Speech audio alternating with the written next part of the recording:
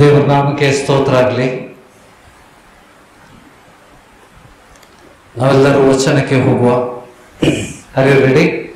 ಒಂದು ಚಿಕ್ಕ ಪ್ರಾರ್ಥನೆಯಿಂದ ಕರ್ತನಿಂದ ಸಹಾಯ ಬೇಡಿಕೊಳ್ಳುವ.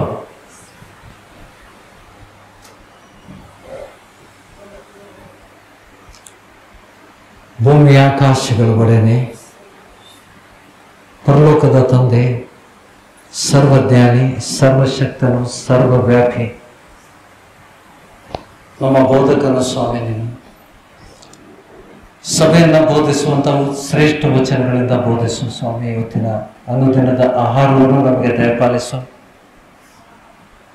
ಶ್ರೇಷ್ಠ ವಚನಗಳಿಂದ ನಮ್ಮನ್ನು ತೃಪ್ತಪಡಿಸು. ವಚನಗಳ ಗೂಢಾರ್ಥಗಳನ್ನು ನಾವು ಗ್ರಹಿಸುವಂತೆ ನಮ್ಮ ಆತ್ಮಿಕ ಕಣ್ಣುಗಳನ್ನು, ಕಿವಿಗಳನ್ನು, ಹೃದಯಗಳನ್ನು, ಜ್ಞಾನ ಬುದ್ಧಿಯನ್ನು ತೆರೆದು ನಿನ್ನ ವಚನಗಳನ್ನು ಗ್ರಹಿಸುವಂತೆ ನಮ್ಮೆಲ್ಲರಿಗೂ ಸಹಾಯ ಮಾಡುತ್ತದೆ.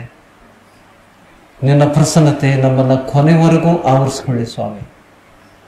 ನಿಜವಾಗಲೂ ಆ ಪ್ರಸನ್ನತೆ ನಮಗೆ ಅಣುಗು ತಾಣ ಸ್ವಾಮಿ. ಕೆಡುಕನು ಮತ್ತು ಆತನ ದೂತರು ನಮ್ಮನ್ನು ಮುಟ್ಟದಂತೆ, ನಮ್ಮನ್ನು ಬಾಧಪಡಿಸಿದಂತೆ ನಾವು ವಚನದ ಮೇಲೆ ಲಕ್ಷಿಸುವಂತೆ, ಏಕಾಗ್ರತೆಯಿಂದ ನಾವು ವಚನಗಳನ್ನು ಕೇಳುವಂತೆ ನಮ್ಮೆಲ್ಲರಿಗೂ ಸಹಾಯ ಮಾಡು. ನಿನ್ನ ಸಾಮರ್ಥ್ಯದಿಂದ ನಾವು ವಚನಗಳನ್ನು ಕೇಳಬೇಕು ಸ್ವಾಮಿ. ನಿನ್ನ ಪ್ರಸನ್ನತೆ ಮೇಘರೂಢನಾಗಿ ನಮ್ಮನ್ನು ಆವರಿಸಿಕೊಳ್ಳುವಂಥ ದೇವರಾಗಿರು, ನಮ್ಮನ್ನು ಬಲಪಡಿಸುವಂಥ ದೇವರಾಗಿರು. ಸೈತಾನನ ಕಾರ್ಯಗಳು, ಯೋಜನೆಗಳು ಈ ಸಭೆಯಲ್ಲಿ ನೆರವೇರದಂತೆ ಕೇವಲ ನಿನ್ನ ಸಂಕಲ್ಪ, ನಿನ್ನ ಚಿತ್ತ ನಮ್ಮ ಮಧ್ಯದಲ್ಲಿ ನೆರವೇರಲಿ. ಪ್ರಾರ್ಥನೆ ವಿಜ್ಞಾಪನೆ ಕೇಳಿದ್ದಕ್ಕಾಗಿ ಸ್ತೋತ್ರ. ನಜರೇತಿನ ಯೇಸು ಕ್ರಿಸ್ತನ ನಾಮದಲ್ಲಿ ಈ ಪ್ರಾರ್ಥನೆಗೆ ಉತ್ತರವನ್ನು ಬೇಡಿ ಹೊಂದಿದ್ದೇವೆ ಸ್ವಾಮಿ. ಆಮೆನ್. Thank you Jesus. ಲೂಕನ ಸುವಾರ್ತೆ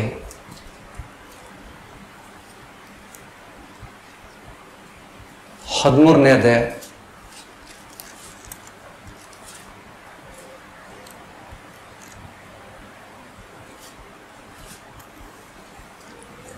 6ನೇ ವಚನದಿಂದ ನಾವು ಓದ್ಕೊಳ್ಳೋಕೆ. ಆಮೇಲೆ ಆತನು ಒಂದು ಸಾಮ್ಯವನ್ನು ಹೇಳಿದನು. ಸಾಮ್ಯವಿಲ್ಲದೆ ಒಂದನ್ನು ಮಾತಾಡಲಿಲ್ಲ ಅಂತ ವಚನ ಇದೆ, ಹೌದಾ? ಧರ್ಮಶಾಸ್ತ್ರದಲ್ಲಿ, ಯೆಶಾಯನ ಗ್ರಂಥದಲ್ಲಿ, ಕೀರ್ತನೆಯಲ್ಲಿ ಈ ವಿಷಯವಾಗಿ ಮುಂಚೆ ಬರೆದಿರಲ್ಪಟ್ಟಿದೆ. ಸಾಮ್ಯವಿಲ್ಲದೆ ಒಂದನ್ನು ಮಾತಾಡಲಿಲ್ಲ ಯೇಸು ಸ್ವಾಮಿ.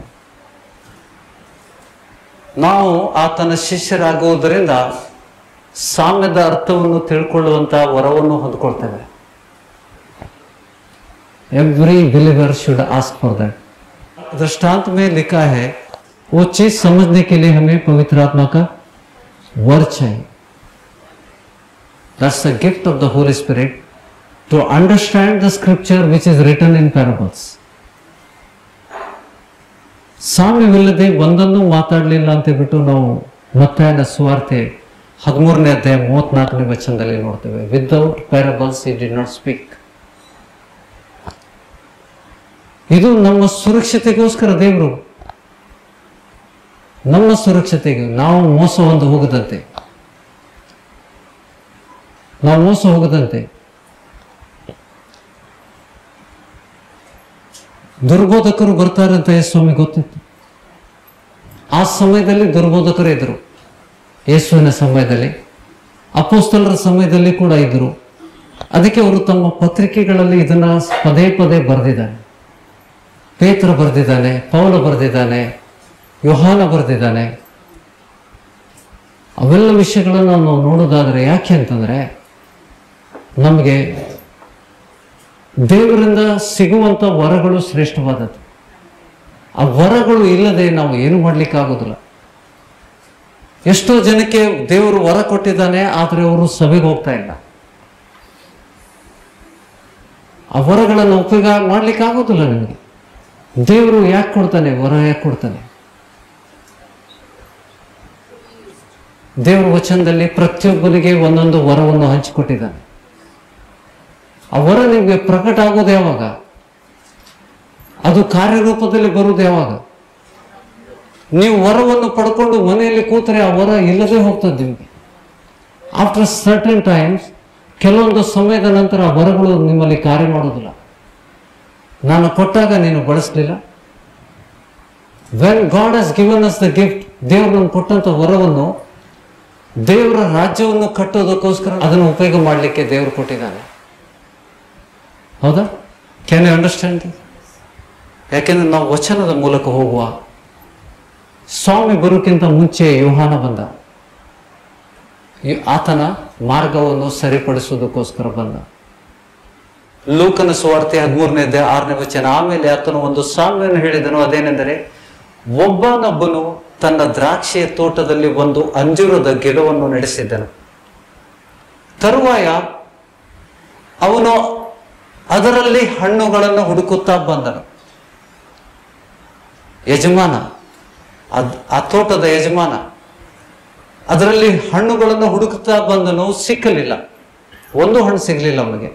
ಬಳಿಕ ಅವನು ತೋಟ ಮಾಡುವವನಿಗೆ, ನೋಡು, ನಾನು 3 ವರ್ಷದಿಂದ ಈ ಅಂಜೂರದ ಮರದಲ್ಲಿ ಹಣ್ಣನ್ನು ಹುಡುಕುತ್ತಾ ಬಂದಿದ್ದೇನೆ, ಆದರೂ ನನಗೆ ಸಿಕ್ಕಲಿಲ್ಲ, ಇದನ್ನು ಕಡಿದು ಹಾಕು, ಇದರಿಂದ ಭೂಮಿಯು ಯಾಕೆ ಬಂಜೆಯಾಗಬೇಕು ಎಂದು ಹೇಳಿದನು. ಆದರೆ ತೋಟ ಮಾಡುವವನು, ಅಯ್ಯ, ಈ ವರ್ಷವೂ ಇದನ್ನು ಬಿಡು, ಅಷ್ಟರಲ್ಲಿ ನಾನು ಇದರ ಸುತ್ತಲೂ ಅಗೆದು ಗೊಬ್ಬರ ಹಾಕುತ್ತೇನೆ, ಮುಂದೆ ಹಣ್ಣು ಬಿಟ್ಟರೆ ಸರಿ, ಇಲ್ಲದಿದ್ದರೆ ಇದನ್ನು ಕಡಿದು ಹಾಕಬಹುದು ಎಂದು ಉತ್ತರ ಕೊಟ್ಟರು. ಸೀದಾ ಏನಿದರ ಅರ್ಥ? ಇದು ಹಿಂದೆ ಕೂಡ ಕೊಟ್ಟಿದ್ದೀನಿ ನಾನು. Recently I given this, I know that. ನಿಮ್ಗೆ ಅನಿಸ್ಬೋದು ಕೊಟ್ಟಿದ್ದೇ ಕೊಡ್ತಾ ಇದ್ದಾರಂತ. No, it is related to something else. ಏನು ಹೇಳ್ತಾನೆ, ಯಾರಿಗೆ ಹೇಳ್ತಾ ಇದ್ದಾನೆ, ಯಾರು ಹೇಳ್ತಾರೆ? ನಾವು ಇವತ್ತು ಮಾತಾಡುವ, ನಾವು ದೇವರ ವಚನಗಳಲ್ಲಿ ಆಳವಾಗಿ ಹೋಗುವ. ದೃಷ್ಟಾಂತ ಏನು ಹೇಳ್ತಾ ಇದ್ದಾನೆ? ಗಿಡ ಯಾರು, ತೋಟಗಾರ ಯಾರು, ತೋಟದ ಯಜಮಾನ ಯಾರು? ತೋಟದ ಯಜಮಾನ ಯಾರು?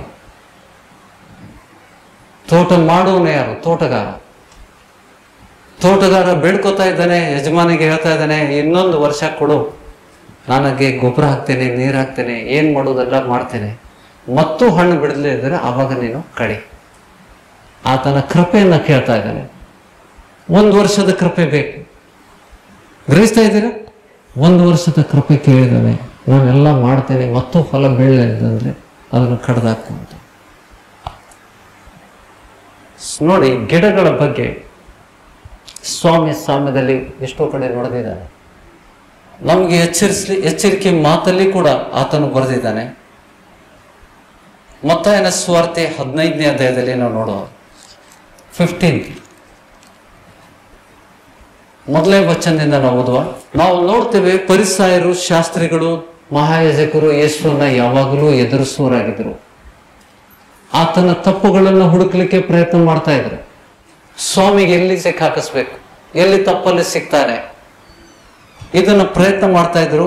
ಯೆರೂಸಲೇಮಿನಿಂದ ಫರಿಸಾಯರು, ಶಾಸ್ತ್ರಿ ಯೇಸುವಿನ ಬಳಿಗೆ ಬಂದು, ನಿನ್ನ ಶಿಷ್ಯರು ಹಿರಿಯರಿಂದ ಬಂದ ಸಂಪ್ರದಾಯವನ್ನು ಯಾಕೆ ಮೀರುತ್ತಾರೆ?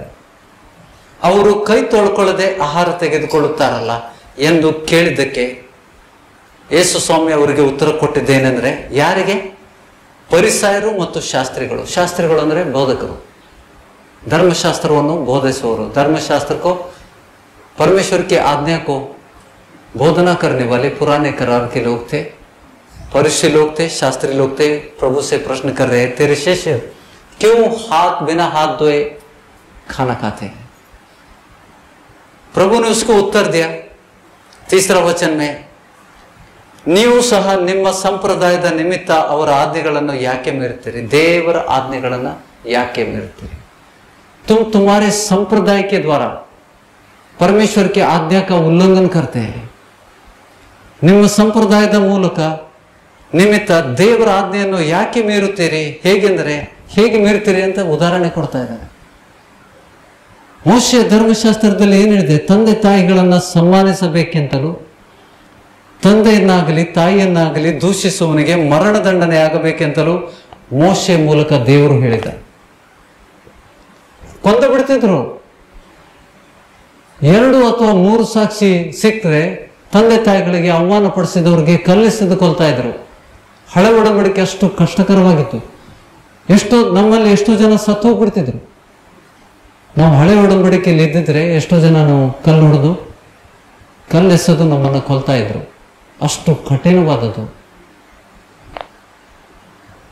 ಗ್ರಹಿಸ್ತಾ ಇದ್ದೀರಾ? 5ನೇ ವಚನ,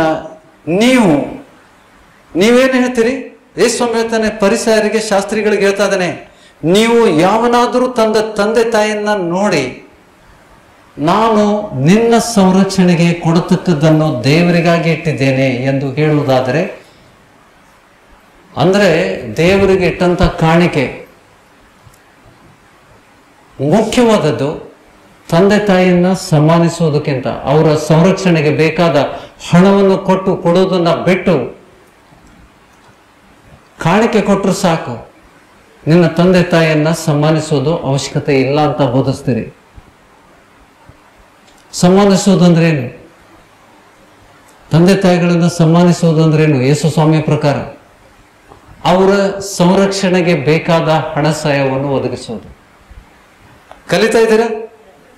ಯೇಸು ಸ್ವಾಮಿಯ ಪ್ರಕಾರ ತಂದೆ ತಾಯಿಗಳನ್ನ ಸನ್ಮಾನಿಸುವುದಂದ್ರೆ ಅವರ ಕೊರತೆಯಲ್ಲಿದ್ದಾಗ, ಅವರ ಮುಪ್ಪಿನ ವಯಸ್ಸಿನಲ್ಲಿ ಅವ್ರಿಗೆ ದುಡಿಲಿಕ್ಕೆ ಆಗೋದಿಲ್ಲ, ಶಕ್ತಿ ಇರುವುದಿಲ್ಲ, ಪೆನ್ಷನ್ ಇರುವುದಿಲ್ಲ, ಆದಾಯ ಇರುವುದಿಲ್ಲ, ಅಂಥವ್ರನ್ನ ಒದಗಿಸುವುದು ಅದು ಮಕ್ಕಳ ಕರ್ತವ್ಯ. ಅದು ತಂದೆ ತಾಯಿಯನ್ನು ಸನ್ಮಾನಿಸುವುದು ಅಂತ ಗ್ರಹಿಸ್ತಾ ಇದ್ದೀರಾ? ಕಾಣಿಕೆ ಕೊಟ್ರೆ, ಸಭೆಗೆ ಕಾಣಿಕೆ ಕೊಟ್ರೆ ತಂದೆ ತಾಯಿಗಳನ್ನ ಸನ್ಮಾನಿಸೋದು ಅವಶ್ಯಕತೆ ಇಲ್ಲ ಅಂತ ನೀವು ಹೇಳ್ತೀರಲ್ಲ. ಹೀಗೆ ನೀವು ದೇವರ ಆಜ್ಞೆಗಳನ್ನ, ದೇವರು ಕೊಟ್ಟಂತ ಆಜ್ಞೆಗಳನ್ನ ಉಲ್ಲಂಘಿಸಿ ದಶಂಭಾಗ ಮತ್ತು ಕಾಣಿಕೆ ಮುಖ್ಯವಾದದ್ದಂತ ಹೇಳ್ತೀರಲ್ಲ ಅಂತ ಯೇಸು ಸ್ವಾಮಿ ಹೇಳ್ತಾರೆ. ಮನುಷ್ಯನ ಆಜ್ಞೆಯಿಂದ ಮನುಷ್ಯನ ಆಜ್ಞೆಗಳನ್ನ ತಂದು ದೇವರ ಆಜ್ಞೆಗಳನ್ನ ತಳ್ಳಿ ಹಾಕೋದು. परमेश्वर की आज्ञा को बाहर फेंकने का, निष्क्रिय ಮಾಡೋದು, उसका अर्थ को बदल देने का, इस तरह से तुम करते हो.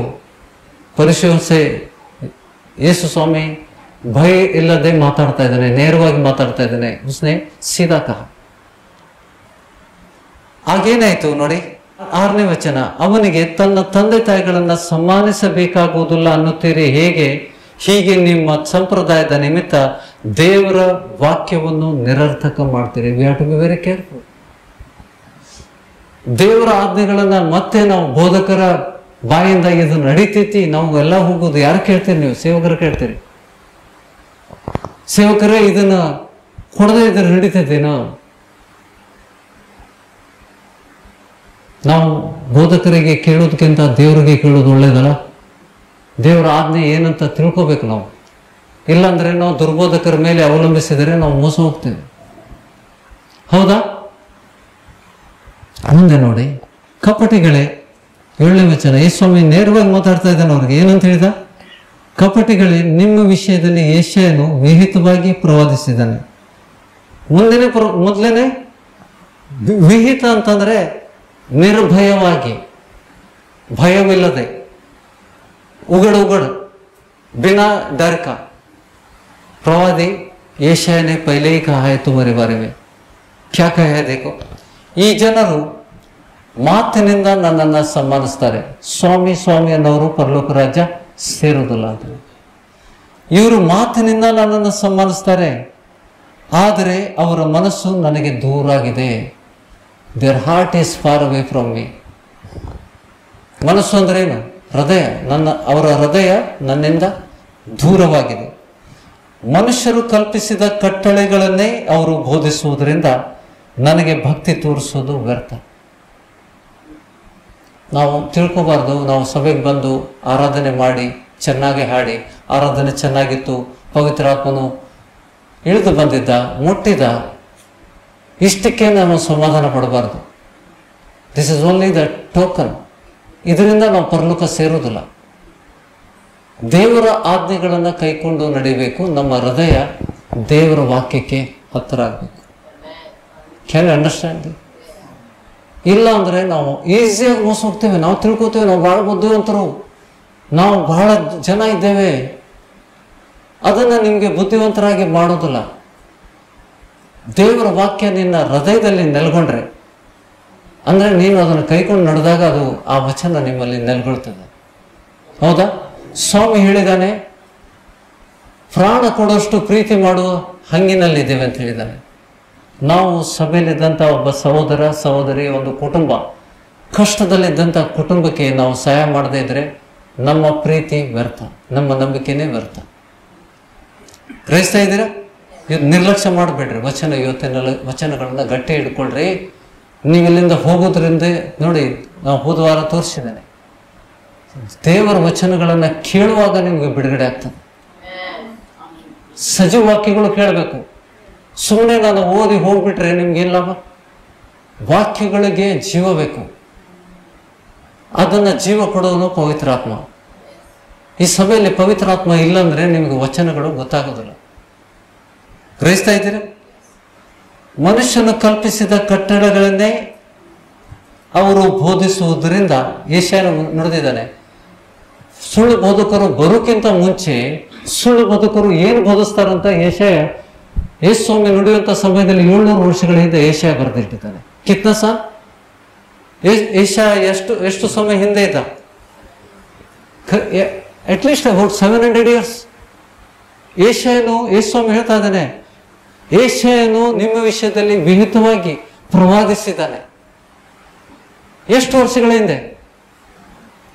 700 ವರ್ಷಗಳ ಹಿಂದೆ ನಿಮ್ಮ ವಿಷಯದಲ್ಲಿ ಪ್ರವಾದನೆ ಮಾಡಿದ್ದಾನೆ. ಅದನ್ನು ನೇರವಾಗಿ ಹೇಳ್ತಾ ಇದ್ದಾನೆ. ಯೇಸುಸ್ವಾಮಿ ಹೇಳ್ತಾ ಇದ್ದಾನೆ, ಪ್ರೀತಿಯಿಂದಲ್ಲ. ಮೈ ಡಿಯರ್ ಫ್ರೆಂಡ್ಸ್, ಸಮ್ಮಾನಪೂರ್ವಕವಾಗಿ ಹೇಳ್ತಾ ಇಲ್ಲ. ಕಪಟಿಗಳೇ ಅಂತ ಹೇಳ್ತಾ ಇದ್ದಾನೆ ಯೇಸುಸ್ವಾಮಿ. ನೇರವಾಗಿ ಮಾತಾಡ್ತಾ ಇದ್ದ. ಕಪಟಿಗಳೇ, ನಿಮ್ಮ ವಿಷಯದಲ್ಲಿ ಯೆಶಾಯನು ವಿಹಿತವಾಗಿ ಪ್ರವಾದಿಸಿದ್ದಾನೆ. ಅವನು ಬರೆದಿದ್ದೇನೆಂದ್ರೆ, ಈ ಜನರು ಮಾತಿನಿಂದ ನನ್ನನ್ನು ಸನ್ಮಾನಿಸ್ತಾರೆ, ಆದರೆ ಅವರ ಮನಸ್ಸು ನನಗೆ ದೂರವಾಗಿದೆ. ಮನುಷ್ಯರು ಕಲ್ಪಿಸಿದ ಕಟ್ಟಳೆಗಳನ್ನು ಅವರು ಬೋಧಿಸುವುದರಿಂದ ನನಗೆ ಭಕ್ತಿ ತೋರಿಸುವುದು ವ್ಯರ್ಥ. ಬೋಧಕರಿಗೆ ಎಷ್ಟು ಜವಾಬ್ದಾರಿ ಇರ್ತದೆ. ಎಲ್ಲಾದ್ರೂ ನಾನು ಆ ಪ್ರವಾದಿ ಬರೆದಂತ, ಯೆಶಾಯ ಪ್ರವಾದಿ ಬರೆದಂತ ಕಪಟಿತನದಲ್ಲಿ ನಾವು ಸಿಕ್ಕಾಕೋಬಾರ್ದು. ನಾವು ಕಪಟಗಳಾಗ್ತೇವೆ. ಸ್ವಾಮಿ ಹೇಳಿದಾನಲ್ಲ, ಕಪಟಿಗಳೇ ಅಂತ ಹೇಳಿದ್ದಾನೆ. ಮನುಷ್ಯರ ಬೋಧನೆಯನ್ನು ನಾವು ಬೋಧಿಸಬಾರ್ದು. ನೀವು ಹೆಂಗ್ ಗುರುತಿಸ್ತೀರಿ ಇದು ಮನುಷ್ಯನ ಬೋಧನೆ, ಇದು ದೇವರ ಬೋಧನೆ ಅಂತ ಹೆಂಗ್ ಗುರುತಿಸ್ತೀರಿ? ಬಹಳ ಎಚ್ಚರಿಕೆಯಿಂದ ಇರಬೇಕು. ಪ್ರತಿಯೊಂದು ಶಬ್ದ ಸೇವಕನ ಬಾಯಿಂದ ಮಾತಿನಿಂದ ಬಂದಂತ ಶಬ್ದಗಳು ನೀವು ಲಕ್ಷ್ಯವಿಟ್ಟು ಅದನ್ನ ಮನೆಗೆ ಹೋಗಿ ವಚನದಲ್ಲಿ ಇದು ಇದೆಯೋ ಇಲ್ಲ ಅಂತ ಬಿಟ್ಟು ಪರೀಕ್ಷಿಸಬೇಕು. ಅದಕ್ಕೆ ನಾನು ನನ್ನ ದೇವರ ಜೊತೆಗೆ ಒಡಂಬಡಿಕೆ ಮಾಡಿಕೊಂಡಿದ್ದೇನೆ.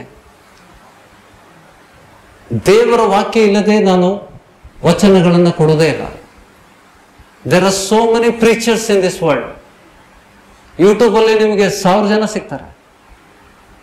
ದೇವರ ವಾಕ್ಯಗಳನ್ನ ಮುಂದಿಟ್ಟು ದೇವರ ಮಕ್ಕಳಿಗೆ ಕಲಿಸದೇ ಇದ್ದಂತಹ ಸೇವಕರನ್ನ ನೀವು ಅನುಸರಿಸಬೇಡ್ರಿ. Don't follow them. ನೀವು ತಪ್ಪಾಗಿ ಗ್ರಹಿಸಲಿಕ್ಕೆ ಸಾಧ್ಯತೆ ಉಂಟು. ಕೈಯಲ್ಲಿ ವಚನ ಇರಬೇಕು. ನಿಮ್ಮ ಕೈಯಾಗ ಬೈಬಲ್ ಇರಬೇಕು. ಸೇವಕರ ಕೈಯಲ್ಲಿ ಬೈಬಲ್ ಇರಬೇಕು. ಅವರು ವಚನ ಓದ್ತಿರ್ಬೇಕು. ನೀವು ಕೂಡ ಅವ್ರ ಜೊತೆಗೆ ಓದಬೇಕು. And if you have any doubts, ನಿಮ್ಗೆ ಏನಾದರೂ ಅರ್ಥ ಆಗಲಿಲ್ಲ ಅಂದರೆ ಕೈ ಎತ್ತಿ ಕೇಳಬೇಕು. ನನಗೆ ಅರ್ಥ ಆಗಲಿಲ್ಲ, ಮತ್ತೊಮ್ಮೆ ವಿವರಿಸಿ ಹೇಳಿ ಅಂತ. ಆಗ ನೀವು ಮೋಸ ಹೊಂದೋದಿಲ್ಲ.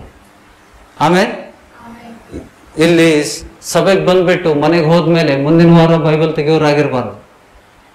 You have to study today's homework. ಇವತ್ತು ಸಭೆಯಲ್ಲಿ ಏನು ಕಲಿಸಲ್ಪಟ್ಟಿದೆ ಅದನ್ನು ಮನೆಗೆ ಹೋಗಿ ನಾವು ತೆಗೆದು ಓದಬೇಕು. ಆಮೇಲೆ ಮುಂದೆ ಏನು ಹೇಳ್ತಾ ಇದ್ದಾರೆ ನೋಡಿ, ನನಗೆ ಅವರು ಭಕ್ತಿ ತೋರಿಸೋದು ವ್ಯರ್ಥ. ನಮ್ಮ ಭಕ್ತಿ ವ್ಯರ್ಥ ಆಗ್ಬೋದಂತೆ ನೋಡ್ಕೋಬೇಕು. ಮುಂದಿನ ವಚನ 10ನೇ ವಚನ. ಆಮೇಲೆ ಯೇಸು ಜನರ ಗುಂಪನ್ನು ಹತ್ತಿರಕ್ಕೆ ಕರೆದು ಅವರಿಗೆ ಕಿವಿಗೊಟ್ಟು ಕೇಳಿರಿ, ತಿಳಿದುಕೊಳ್ಳಿರಿ, ಬಾಯೊಳಗೆ ಹೋಗುವಂಥದ್ದು ಮನುಷ್ಯರನ್ನ ಹೊಲೆ ಮಾಡುವುದಿಲ್ಲ. ಯಾಕೆಂದ್ರೆ ಅವ್ರು ಏನಂತಿದ್ರು? ಕೈ ತೊಳ್ಕೊಳ್ಳದೆ ನಿನ್ನ ಶಿಷ್ಯರು ಊಟ ಮಾಡ್ತಾ ಇದ್ದಾರೆ. ಯಹೂದ್ಯರ ಸಂಪ್ರದಾಯ ಇತ್ತು, ಅದು ದೇವ್ರು ಹೇಳಿಲ್ಲ ನಿಮ್ಗೆ. ಕೈ ತೊಳ್ಕೊಳ್ಳದೆ ಊಟ ಮಾಡಬೇಡ್ರಿ ಅಂತ ದೇವ್ರು ಹೇಳಿಲ್ಲ ಅಂತ ಯೇಸುಸ್ವಾಮಿ ಹೇಳ್ತಾ ಇದ್ದಾನೆ. ಯೇಸುಸ್ವಾಮಿ ಹೇಳ್ತಾನೆ, ನೀನು ಏನ್ ತಿಂತಿದ್ದಿ? ನಿನ್ನ ಬಾಯೊಳಗೆ ಏನು ಹೋಗ್ತದ ಅದು ನಿನ್ನನ್ನು ಹೊಲಸು ಮಾಡೋದಿಲ್ಲ. It will not defile you. ನೀವು ಅಶುದ್ಧರಾಗುವುದಿಲ್ಲ. ಕೇಳ್ತಾ ಇದ್ದೀರಾ? ನಾವು ಆ ಯಹೂದ್ಯರಂತೆ ಇರಬಾರ್ದು. ಹೊರಗೆ ತೋರಿಕೆಗೆ ಶುದ್ಧರಾಗಿ, ಅಯ್ಯಯ್ಯೋ ಆ ಮನುಷ್ಯ ಕಟ್ಟುನಿಟ್ಟಪ್ಪ, ಅವನ ಕೈ ತೊಳ್ಕೊಳ್ದೆ ಏನೂ ಮುಟ್ಟೋದಿಲ್ಲ. ಒಂದು ಚಹಾ ಕುಡಿಬೇಕಾದ್ರೆ, ನೀರು ಮಾಡಿ ಕುಡಿಬೇಕಾದ್ರೆ ಅವನು ಪ್ರಾರ್ಥನೆ ಮಾಡಿ ಕುಡಿತಾನೆ. ಹೊರಗೆ ತೋರಿಸೋದು, ತೋರಿಕೆಗೆ ಶುದ್ಧನಾಗಿರೋದು. ಅದಕ್ಕೆ ಪರಿಸರಿಗೆ ಹೇಳ್ತಾ ಇದ್ದಾನೆ. ಪರಿಸರ ಹೇಳಿದ್ದಕ್ಕೆ ಮೊದಲನೇ ವಚನದಲ್ಲಿ ಹೇಳ್ತಾರೆ, ನಿನ್ನ ಶಿಷ್ಯರು ಕೈ ತೊಳ್ಕೊಳ್ಳದೆ ತಿಂತಾರಲ್ಲ. ಅದಕ್ಕೆ ಯೇಸು ಸ್ವಾಮಿ ಉತ್ತರ ಕೊಡ್ತಾ ಇದ್ದಾನೆ. ಆಮೇಲೆ ಆತನು ಜನರ ಗುಂಪಿಗೆ ಹತ್ತಿರಕ್ಕೆ ಕರೆದು ಕಿವಿಗೊಟ್ಟು ಕೇಳಿರಿ, ತಿಳ್ಕೊಳ್ಳಿರಿ, ಅರ್ಥ ಮಾಡ್ಕೊಳ್ರಿ ಅಂತಾನೆ. ಬಾಯೊಳಗೆ ಹೋಗುವಂಥದ್ದು ಅಂದರೆ ಆಹಾರ. ನಾವು ಬಾಯೊಳಗೆ ಏನಾಗ್ತೇವೆ? ಆಹಾರ ಹಾಕ್ತೇವೆ. ಬಾಯೊಳಗೆ ಹೋಗುವಂಥದ್ದು ಮನುಷ್ಯನನ್ನು ಹೊಲೆ ಮಾಡೋದಿಲ್ಲ. ನಾವು ಹಿಂದೆ ಅನ್ಯ ಜನರಿದ್ದಾಗ, ಅಯ್ಯೋ ನೀ ಚಿಕನ್ ತಿಂದು ನರಕಕ್ಕೆ ಹೋಗ್ತಿ, ಮಾಂಸ ತಿಂದು ನರಕಕ್ಕೆ ಹೋಗ್ತಿ ಅನ್ನೋರು ಎಷ್ಟು ಜನ ಇದ್ರು. ಇವತ್ತಿಗೂ ಇದ್ದಾರೆ. ಬ್ರಾಹ್ಮಣರು ನಾವು ಬಹಳ ಪರಿಶುದ್ಧರು, ನಾವು ಮೀನ ಮಾಂಸ ತಿನ್ನೋದಿಲ್ಲ, ಪರಲೋಕ ಸೇರ್ತೀರಾ? ಸ್ವಾಮಿ ಅದನ್ನೇ ಹೇಳ್ತಾ ಇದ್ದಾನೆ. ಎಷ್ಟು ಸ್ಪಷ್ಟವಾಗಿ ಹೇಳ್ತಾ ಇದ್ದಾನೆ ನೋಡಿ, ಮಕ್ಕಳಿಗೆ ಅರ್ಥ ಆಗೋ ರೀತಿಯಲ್ಲಿ. ಬಾಯೊಳಗೆ ಹೋಗುವಂಥದ್ದು ಮನುಷ್ಯನನ್ನು ಹೊಲೆ ಮಾಡುವುದಿಲ್ಲ. ಬಾಯೊಳಗಿಂದ ಹೊರಗೆ ಏನ್ ಬರ್ತದೆ? ಬಾಯಿಂದ ಏನ್ ಬರ್ತದೆ? ಅದಕ್ಕೆ ದೇವರು ಮೌನಿ ಮತಿವಂತ. ಯಾರು ಮೌನವಾಗಿರ್ತಾರೆ ಅವನು ಮತಿವಂತ ಅಂತಾನೆ. ಮಾತಾಡಿಗೆ ಪಾಪ ತಪ್ಪದು. ಯಾಕಂದ್ರೆ ಅವನು ಗೊತ್ತಿರೋದಿಲ್ಲ ನನ್ನ ಬಾಯಿಂದ ಏನು ಹೊರಗೆ ಬರ್ತದಂತ. ಕಂಟ್ರೋಲ್ ಇರೋದಲ್ಲ, ಅದಕ್ಕೆ ಬ್ರೇಕ್ ಇರಲದ ಗಾಡಿದು. ಬಹಳ ಮಾತಾಡ್ತಾರಲ್ಲ, ಪಚ ಮಾತಾಡೋದು. ಒಂದು ಕೇಳಿದ್ರೆ ಸಾಕು, ಅವರು ಸಂಜೆ ಮಟನು ಮಾತಾಡ್ಕೊಂತಿರ್ತಾರೆ. ಶಾಮ್ ತಕ್ ಬಾತ್ ಕರ್ತೆ ಇರತ್ತೆ. ಕೇಳೋನು ಬೇಜಾರಾಕೈತಿ, ಅವ್ನು ನೋಡೋದಿಲ್ಲ. ಅವರು ಕೇಳೋರಿಗೆ ಇಂಟ್ರೆಸ್ಟ್ ಇದೆ ಅನ್ನೋ ನೋಡೋದಿಲ್ಲ. ದೇವರು ಅಂತವ್ರಿಗೆ ಮಾತಾಡಿಗೆ ಪಾಪ ತಪ್ಪದು. ಯಾಕಂದ್ರೆ ಅವನು ಭಾಳ ಮಾತಾಡೋದ್ರಿಂದ ಭಾಳ ತಪ್ತಾನೆ. ಮೌನ ಇರೋನು ವಿಚಾರ ಮಾಡಿ ಮಾತಾಡ್ತಾನೆ. ಮಾತಾಡ್ಲೂ ಬೇಡ. ನನಗೆ ವಿಷಯ ಗೊತ್ತಿಲ್ಲ ಅಂದ್ರೆ ಸುಮ್ಮನೆ ಬಿಡ್ತಾನ. ಹೌದಾ? ಹುಚ್ಚನ್ನು ಕೂಡ ಬಾಯಿ ಮುಚ್ಚಾಗ ಬುದ್ಧಿವಂತನಂತೆ ಕಾಣ್ತಾನೆ.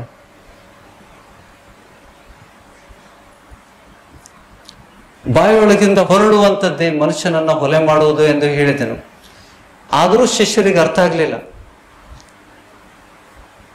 ನೋಡಿ. ಮತ್ತೆ ಅದಕ್ಕೆ ಆಗ ಪೇತ್ರನು ಮತ್ತೆ ಕೇಳ್ತಾ ಇದ್ದಾನೆ 15ನೇ ವಚನದಲ್ಲಿ. ಆಗ ಪೇತ್ರನು ಈ ಸಾಮ್ಯದ ಅರ್ಥವನ್ನು ಹೇಳು. ಯಾವ ಸಾಮ್ಯ?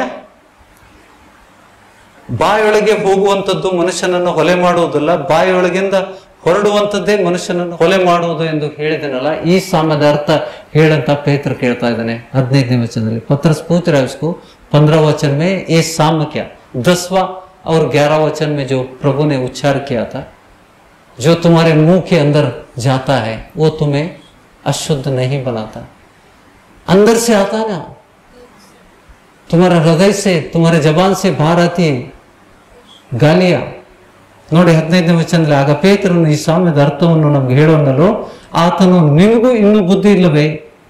ಬಾಯೊಳಕ್ಕೆ ಹೋಗುವಂಥದ್ದು ಹೊಟ್ಟೆಯಲ್ಲಿ ಸೇರಿ ಬಹಿರ್ದೇಶಕ್ಕೆ ಹೋಗುತ್ತದೆ. ನಿಮ್ಗೆ ತಿಳಿಯುವುದಿಲ್ಲವೋ? ನೀವೇನ್ ತಿಂತೀರಿ, ಎಲ್ಲಿ ಹೋಗ್ತದಂತ ಮಕ್ಕಳಿಗೂ ಗೊತ್ತು.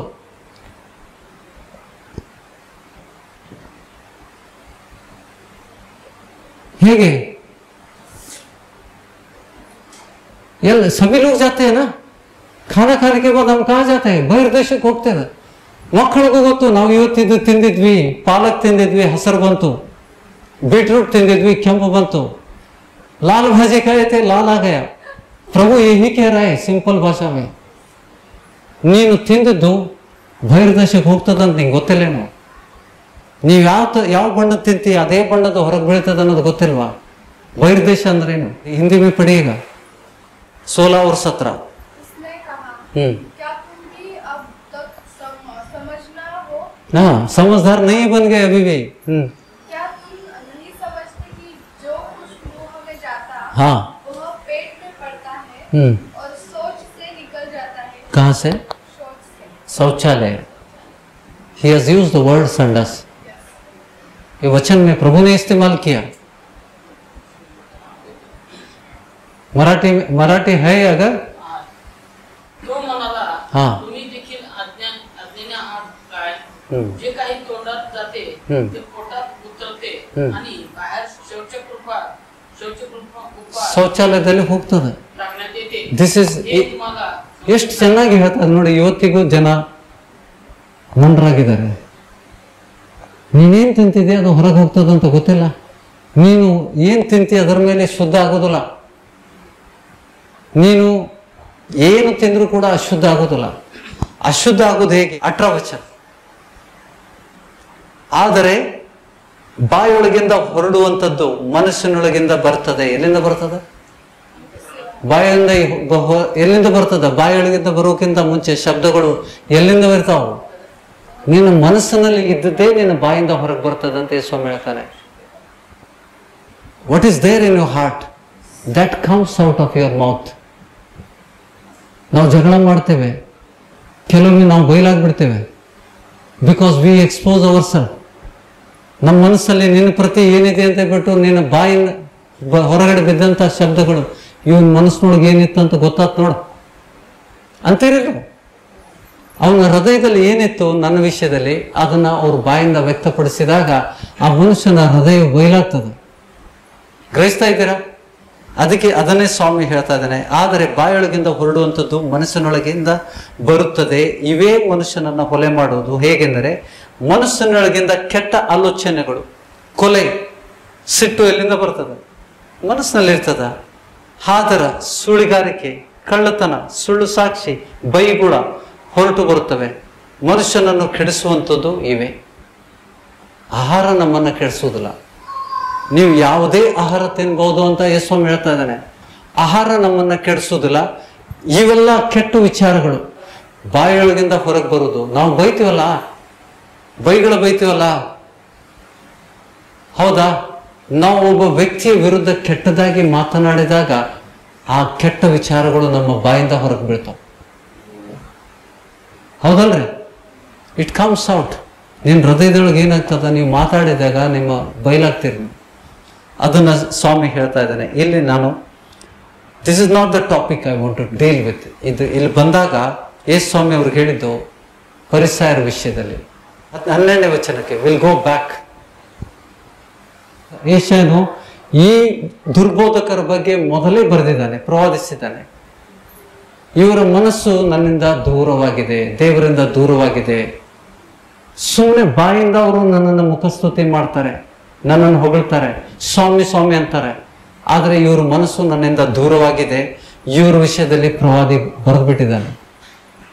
ಯೆಶಾಯನೆಂಬ ಪ್ರವಾದಿ ಇವರು ದುರ್ಬೋಧಕರ ವಿಷಯದಲ್ಲಿ ಬರೆದಿದ್ದಾನೆ. ಈಗ ಮುಂದೆ ಏನು ಹೇಳ್ತಾ ಇದ್ದಾನೆ? ಶಿಷ್ಯರು ಬಂದು ಸ್ವಾಮಿಗೆ ಹೇಳ್ತಾ ಇದ್ದಾರೆ, ನೀನು ಯೆಶಾಯನ ಗ್ರಂಥ ಹೇಳಿಬಿಟ್ಟು ಅವ್ರ ಮನಸ್ಸಿಗೆ ಬೇಜಾರು ಮಾಡಿದೆಯಲ್ಲ. उन परिचयों को और शास्त्री को तूने इंसल्ट किया. प्रवादी का ग्रंथ में इनके बारे में लिखा है. ये सुनकर उनको तकलीफ हुआ. यीशु के शिष्य आकर यीशु को कह रहे कि ಪರಿಸಾಯರು ಈ ಮಾತನ್ನು ಕೇಳಿ ಬೇಸರಗೊಂಡು ನಿನಗೆ ಗೊತ್ತಾಯಿತು ಎಂದು ಕೇಳಿದರು. ಅರೆ, ಬೇಜಾರಾಗ್ಲಿ ಅಂತ ಮಾತಾಡಿದೆ ಯೇಸು ಸ್ವಾಮಿ. ಸ್ವಾಮಿಗೆ ಕೇಳ್ತಾ ಇದ್ರು, ನೀನು ಅವ್ರಿಗೆ ಆ ರೀತಿ ಮಾತಾಡಿದ್ದು ಅವ್ರಿಗೆ ಬೇಸರಗೊಂಡ್ರೆಂದು ನಿಮಗೆ ಗೊತ್ತಾಯ್ತು ಅಂತ ಯೇಸು ಸ್ವಾಮಿ ಕೇಳ್ತಾ ಇದ್ದಾರೆ. ಅದಕ್ಕೆ ಯೇಸು ಸ್ವಾಮಿ ಏನು ಉತ್ತರ ಕೊಟ್ಟ? 13ನೇ ವಚನ ಎಲ್ಲ ಲಕ್ಷ್ಮಿಟ್ ಕೇಳ್ರಿ. ಅದಕ್ಕೆ ಆತನು, ಪರಲೋಕದಲ್ಲಿರುವ ನನ್ನ ತಂದೆಯು ನೆಡದೇ ಇರುವ ಗಿಡಗಳನ್ನ ಬೇರಿನೊಂದಿಗೆ ಕಿತ್ತು ಹಾಕಲ್ಪಡೋದು. ಇವತ್ತಿನ ಮೊದಲನೇ ವಚನ ನಾನು ಹೇಳಿದ್ದು, ಯೇಸು ಸ್ವಾಮಿ 3 ವರ್ಷ ಪ್ರತಿ ವರ್ಷ ಅಂಜೂರದ ಮರಕ್ಕೆ ಹಣ್ಣಾಗಿದೆ ಏನೋ ಅಂತ ಬಂದು ನೋಡ್ತಾನೆ ಇದ್ದಾನೆ. ಆ ವಚನಕ್ಕೆ ಸಂಬಂಧ आज का पहला वचन है ಲೂಕನ ಸುವಾರ್ತೆ 13ರಲ್ಲಿ 3 ವರ್ಷ ಸತತವಾಗಿ ನಾನು ಹಣ್ಣು ನೋಡಕ್ ಬಂದೇನಿ. ಈ ಗಿಡದಲ್ಲಿ, ಅಂಜೀರದ ಗಿಡದಲ್ಲಿ ಹಣ್ಣು ಬರ್ತಾ ಇಲ್ಲ. ಆ ಮರ ಆಗಿದೆ. ಈಗ ಗಿಡ ಇದ್ದದ್ದು ಮರ ಆಗಿದೆ. ಈ ಮರಗಳಲ್ಲಿ ಹಣ್ಣುಗಳು ಬಿಡುವಂತ ಕಾಲ ಆದ್ರೆ 3 ವರ್ಷ ಆಯ್ತು, ಹಣ್ಣು ಬಿಡ್ತಾ ಇಲ್ಲ. ತೋಟಗಾರ ಹೇಳ್ತಾ ಇದ್ದಾನೆ, ಇನ್ನೊಂದು ವರ್ಷ ನಮ್ಗೆ ಟೈಮ್ ಕೊಡು. ಇಲ್ಲ ಅಂತಂದ್ರೆ ಅದನ್ನ ಕಡ್ದು ಹಾಕುವ, ಮತ್ತೆ ಹಣ್ಣು ಕೊಡ್ಲಿಲ್ಲ ಅಂದ್ರೆ ಕಡ್ದು ಹಾಕುವ. ಇಲ್ಲಿ ಏನ್ ಹೇಳ್ತಾ ಇದ್ದಾನೆ, ಗಿಡ ಅನ್ನುವಂಥ ಶಬ್ದ ಯಾರಿಗೂ ಉಪಯೋಗ ಮಾಡಿದ್ದಾನೆ ಇನ್ ದ 13th verses ಎಲ್ಲ ನೋಡ್ರಿ, ಎಲ್ಲರೂ ಓದ್ತೀರಾ? ಅದಕ್ಕೆ ಯೇಸು ಪರಲೋಕದಲ್ಲಿರುವ ನನ್ನ ತಂದೆಯು ನಡೆದೇ ಇರುವ ಗಿಡಗಳನ್ನೆಲ್ಲ ಬೇರಿನೊಂದಿಗೆ ಕಿತ್ತು ಹಾಕಲ್ಪಡುವುದು. ನೋಡಿ, ಇದು ಸಾಮ್ಯ. ಯಾಕೆ ಹೇಳಿದ? ಪರಿಸರ ವಿಷಯದಲ್ಲಿ ಮತ್ತು ದುರ್ಬೋಧಕರ ವಿಷಯದಲ್ಲಿ, ಶಾಸ್ತ್ರಿಗಳ ವಿಷಯದಲ್ಲಿ ಆತನು ಮಾತಾಡ್ತಾ ಇದ್ದಾನೆ. ಶಿಷ್ಯರು ಬಂದು ಹೇಳ್ತಾ ಇದ್ದಾರೆ, ನೀ ಹೇಳಿದ ಪ್ರವಾದನೆ, ಯೆಶಾಯನ ಪ್ರವಾದನೆ ಅವ್ರಿಗೆ ದುಃಖ ಆಯ್ತು, ಅವ್ರಿಗೆ ಬೇಸರ ಆಯ್ತು. ಅದಕ್ಕೆ ಯೇಸು ಸ್ವಾಮಿ ಹೇಳ್ತಾ ಇದ್ದಾನೆ, ಸ್ವಾಮಿ ಏನ್ ಹೇಳ್ದ? ಪರಲೋಕದ ತಂದೆ ನಡೆದೇ ಇರುವಂತಹ ಗಿಡಗಳು ಜಡ ಸಮೇತ ಕಿತ್ತೆಸಲ್ಪಡುವುದು. ಏನದರ ಅರ್ಥ? ದ ಟೀಚರ್ಸ್, ದ ಬೋಧಕರು, ಸೇವಕರು ತಂದೆ ನಡೆದೇ ಇದ್ರೆ, if the God has not planted them as a servant of God, they will be uprooted by the God himself. ಬಹಳ ದೊಡ್ಡ ರಹಸ್ಯ ಇದು. Many people don't know this. ಓದ್ತಾರೆ, ಅದ್ರ ಗ್ರಹಿಸೋದಿಲ್ಲ. ಸಾಮ್ಯ ಅದು. ತಂದೆ ನಡೆದಂತ ಬಹಳ ಜನಕ್ಕೆ ಆಸೆ, ನಾನು ಅಪೋಸ್ತಲ ಆಗ್ಬೇಕು, ಪ್ರವಾದಿ ಆಗ್ಬೇಕು. ನಾವು ರಕ್ಷಣೆಗೆ ಬಂದ ತಕ್ಷಣ ವಿ ಆರ್ ಸ್ಟ್ರಗ್ಲಿಂಗ್. ಎಷ್ಟೋ ಜನಕ್ಕೆ ನನ್ನ ಕರೆ ಏನಂತ ಗೊತ್ತಿಲ್ಲ. I am waiting still. ನನ್ನ ಕರೆ ಏನಂತ ನಾನು ತಿಳ್ಕೊಳ್ಳಿಕ್ಕೆ ನಾನು ಕಾಯ್ತಾ ಇದ್ದೇನೆ. ನನಗೀಗ 60 ವರ್ಷ, ಇನ್ನೂ ಕಾಯ್ತಾ ಇದ್ದೇನೆ ನಾನು. ಇವತ್ತಿನ ದಿವಸ ದೇವರು ಆಳವಾದ ವಿಷಯಗಳನ್ನು ಕಲಿಸ್ತಾ ಇದ್ದಾನೆ ನಿಮಗೆ. ಅದಕ್ಕೆ ನಾನು ನಿಧಾನವಾಗಿ ಹೋಗ್ತಾ ಇದ್ದೇನೆ. ಗಿಡ ಅಂದ್ರೇನು? ಗಿಡ ಅಂದ್ರೇನು? ಸ್ವಾಮಿ ಪ್ರಕಾರ ಗಿಡ ಅಂದ್ರೇನು? ದೇವರ ಸೇವೆಗೆ ಇಳಿದಂಥ ವ್ಯಕ್ತಿಗಳನ್ನು ಗುರುತಿಸುವುದು ಹೇಗೆ? ಈ ಸ್ವಾಮಿ ಹೇಳ್ತಾ ಇದ್ದಾನೆ, ಜೋ ಪಿತಾನೆ ನಹಿ ಬೋಯಾ ಹೈ ಉನ್ ಸಭಿ ಪೇಡೋं को जड़ से उखाड़ा जाएगा. Whatever my heavenly Father, ಪರಲೋಕದ ತಂದೆ, I will read it in English. He answered, every plant that my heavenly Father has not planted will be rooted up. ನನ್ನ ತಂದೆ ನಡೆದೇ ಇದ್ದಂಥ ಗಿಡಗಳನ್ನ, ಇಟ್ ಈಸ್ ಅ ಎನ್ಕ್ರೋಚ್ಮೆಂಟ್. ದೇವ್ರ ರಾಜ್ಯದಲ್ಲಿ ಅತಿಕ್ರಮಿಸಲಿಕ್ಕೆ ಆಗೋದಿಲ್ಲ. ನಾವು ಸೇವಕರಾಗಲಿಕ್ಕೆ ಮನಸ್ಸು ಮಾಡ್ಬೋದು, ಕಾಣಿಕೆ ಸಲುವಾಗಿ ನಾವು ಸೇವೆ ಮಾಡ್ಬೋದು, ಹೊಟ್ಟೆ ಪಾಡಿಗೆ ನಾವು ಸೇವೆ ಮಾಡ್ಬೋದು. ಆದರೆ ದೇವರು ಏನು ಹೇಳ್ತಾ ಇದ್ದಾರೆ, ಪರಲೋಕದ ತಂದೆ ನಡೆದೇ ಇದ್ದಂಥ ಗಿಡಗಳನ್ನು ಜಡ ಸಮೇತ ಕಿತ್ತೆಸಲ್ಪಡೋದು. ನಾವು ಸ್ವಲ್ಪ ಮತ್ತಾಯನ ಸುವಾರ್ತೆ ಹಿಂದೆ ಬರುವ ಅದಕ್ಕೆ ಸಂಬಂಧಪಟ್ಟ ಎಲ್ಲೆಲ್ಲಿ ಆ ಶಬ್ದಗಳನ್ನು ಬಳಸ್ತಾ ಇದ್ದಾನೆ. 7ನೇ ಅಧ್ಯಾಯ 7th chapter 15th verses. ಸ್ವಾಮಿ ನುಡಿದಂಥದ್ದು ಪರ್ವತ ಪ್ರಸಂಗ 7th chapter 7th ಅಧ್ಯಾಯ 15th ವಚನ. ಸುಳ್ಳು ಪ್ರವಾದಿಗಳ ವಿಷಯದಲ್ಲಿ ಎಚ್ಚರವಾಗಿರಿ. Be aware of false prophet, झूठे संदेशों के बारे में चौकस रहो. ಅವರು ಕುರಿ ವೇಷ ಹಾಕಿಕೊಂಡು ನಿಮ್ಮ ಬಳಿಗೆ ಬರ್ತಾರೆ. ನೀವು ಯಾರು? ಕ್ರಿಸ್ತನ ಕುರಿಗಳು, ಹೌದಾ? ನಿಮ್ಮಂತೆ ಇರ್ತಾರೆ ಅವ್ರು ನೋಡ್ಲಕ್. ಕುರಿ ವೇಷದಲ್ಲಿ ವೇಷ ಹಾಕೊಂಡಾರೆ, ಅದರ ಒಳಗಿಂದ ಯಾರು ನೋಡಿ? ಕುರಿ ವೇಷ ಹಾಕಿಕೊಂಡು ನಿಮ್ಮ ಬಳಿಗೆ ಬರುತ್ತಾರೆ, ಆದರೆ ಒಳಗೆ ನೋಡಿದರೆ ಅವರು ಹಿಡ್ಕೊಂಡು ಹೋಗುವ ತೋಳುಗಳೇ. ಯಾರು ಹಿಡ್ಕೊಂಡು ಹೋಗ್ತಾವ? ಕಿಸ್ಕೋ ಪಕड़ के लेके जाते? तुम्हारे बारे में कह रहे भाई. ನಿಮ್ಮ ವಿಷಯದಲ್ಲಿ ಹೇಳ್ತಾ ಇದ್ದಾನೆ, ನೀವು ಕರ್ತನ ಕುರಿಗಳಾಗಿದ್ದೀರಿ. ಕುರಿ ವೇಷದಲ್ಲಿ ಬರುವಂತಹ ತೋಳುಗಳನ್ನ ಗುರುತಿಸ್ಕೊಳ್ರಿ. ಸುಳ್ಳು ಪ್ರವಾದಿಗಳನ್ನ ಗುರುತಿಸ್ಕೊಳ್ರಿ. ಪ್ರವಾದಿ ಹಿಂದೆ ದುಡ್ಡು ಎಷ್ಟು ವೆಚ್ಚ ಮಾಡಿದಿರಿ? ಸುಳ್ಳು ಬೋಧಕರ ಹಿಂದೆ ಸಮಯ ಎಷ್ಟು ಕೊಟ್ರಿ? ಎಷ್ಟು ರೊಕ್ಕ ಹಾಳು ಮಾಡ್ಕೊಂಡ್ರಿ? ಇದೀರಾ ಬ್ರದರ್? ಸುಳ್ಳು ಪ್ರವಾದಿಗಳನ್ನ, ಸುಳ್ಳು ಬೋಧಕರಿಂದ ಎಷ್ಟು ಹಣ ಕಳ್ಕೊತೀರಿ? There are many people. ಕೆಲವೊಬ್ರು ಹೇಳ್ಕೊತಾರೆ, ಕೆಲವೊಬ್ರು ಹೇಳ್ಕೊಳ್ಳೋದಿಲ್ಲ. ಮೆಜಾರಿಟಿ ವಿಶ್ವಾಸಿಗಳು ಸುಳ್ಳು ಬೋಧಕರಿಂದ ಮೋಸ ಹೊಂತಾರೆ, ಪ್ರವಾದಿಗಳಿಂದ ಮೋಸ ಹೊಂತಾರೆ. ಅದನ್ನು ಮುಂಚಿತವಾಗಿ ನೋಡಿ. 2000 ವರ್ಷಗಳ ಹಿಂದೆ ನಮ್ಮ ಸುರಕ್ಷತೆಗೋಸ್ಕರ, ನಾವು ಸುರಕ್ಷಿತವಾಗಿರ್ಬೇಕಂತ ದೇವರು ಈ ವಚನಗಳನ್ನ ಹೇಳಿದ್ದಾನೆ. ಹೌದಾ? ಇವತ್ತಿಗೂ ನಾವು ಮೋಸ ಹೋಗ್ತಾ ಇದ್ದೇವೆ. ಯಾಕಂದ್ರೆ ನಾವು ಸ್ವಾಮಿ ಮಾತು ಕೇಳಬೇಕು. ಕುರಿ ವೇಷದಲ್ಲಿ ಬರುವಂತ ತೋಳುಗಳನ್ನ ನಾವು ಗುರುತಿಸ್ಕೋಬೇಕು. ಸ್ವಾಮಿ ಮಾರ್ಗ ಕೊಟ್ಟಿದ್ದಾನೆ ನೋಡಿ. ಲಕ್ಷ್ಮಿಟ್ಟು ಓದುವ, ಸುಳ್ಳು ಪ್ರವಾದಿಗಳ ವಿಷಯದಲ್ಲಿ ಎಚ್ಚರವಾಗಿರಿ. ಅವರು ಕುರಿ ವೇಷ ಹಾಕಿಕೊಂಡು ನಿಮ್ಮ ಬಳಿಗೆ ಬರುತ್ತಾರೆ, ಆದರೆ ಒಳಗೆ ನೋಡಿದರೆ ರೂಪ ಮಾತ್ರ ಕುರಿದು, ಆದರೆ ಒಳಗಡೆಯಿಂದ ಅವು ನಿಮ್ಮನ್ನ ಹಿಡ್ಕೊಂಡು ಹೋಗುವ ತೋಳುಗಳು. ಅವರ ಫಲಗಳಿಂದ ಅವರನ್ನ ತಿಳಿದುಕೊಳ್ಳುವಿರಿ.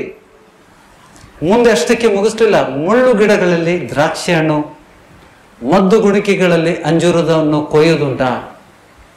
ಮುಳ್ಳಿನ ಗಿಡ ಬೆಳೆಸಿ ದ್ರಾಕ್ಷಿ ಹಣ್ಣು ಬರ್ತೈತೆ ಅಂತ ಕಾದ್ರೆ ಸಿಗ್ತದ ನಿಮಗೆ ದ್ರಾಕ್ಷಿ? ಮದ್ದು ಗುಣಿಕೆಯಲ್ಲಿ ಔಷಧಿ ಗಿಡ ಹಾಕೊಂಡು ಅಂಜೂರ ಬೆಳಿತೇನೆ ಅಂತ ಬಿತ್ತರೆ ಅಂಜೂರ ಸಿಗ್ತದಂತ ಕಾದ್ರ ಸಿಗ್ತದ? ನಾವು ನೀರು ಹಾಕುವಂತಿರ್ತೇವೆ, ಅದಕ್ಕೆ ಬೆಳೆಸ್ತೇವೆ. ಅಂಜೂರ ಬರ್ತಂತ ಕಾಯ್ತಿದೆ, ಆದ್ರೂ ಬರುದೇನು? ಮದ್ದು ಗುಣಿಕೆ. ದ್ರಾಕ್ಷಿ ಹಣ್ಣುಗಳನ್ನು ಮದ್ದು ಗುಣಿಕೆಗಳಲ್ಲಿ ಒಳ್ಳೆ ಅಂಜೂರಗಳನ್ನು ಕೊಯ್ಯುವುದುಂಟೆ? ಆಗುದಿಲ್ಲ. ಹಾಗೆ ಒಳ್ಳೆ ಮರಗಳೆಲ್ಲ ಒಳ್ಳೆ ಫಲವನ್ನು ಕೊಡುವು, ಹುಳುಕು ಮರವು ಕೆಟ್ಟ ಫಲವನ್ನು ಕೊಡುವುದು.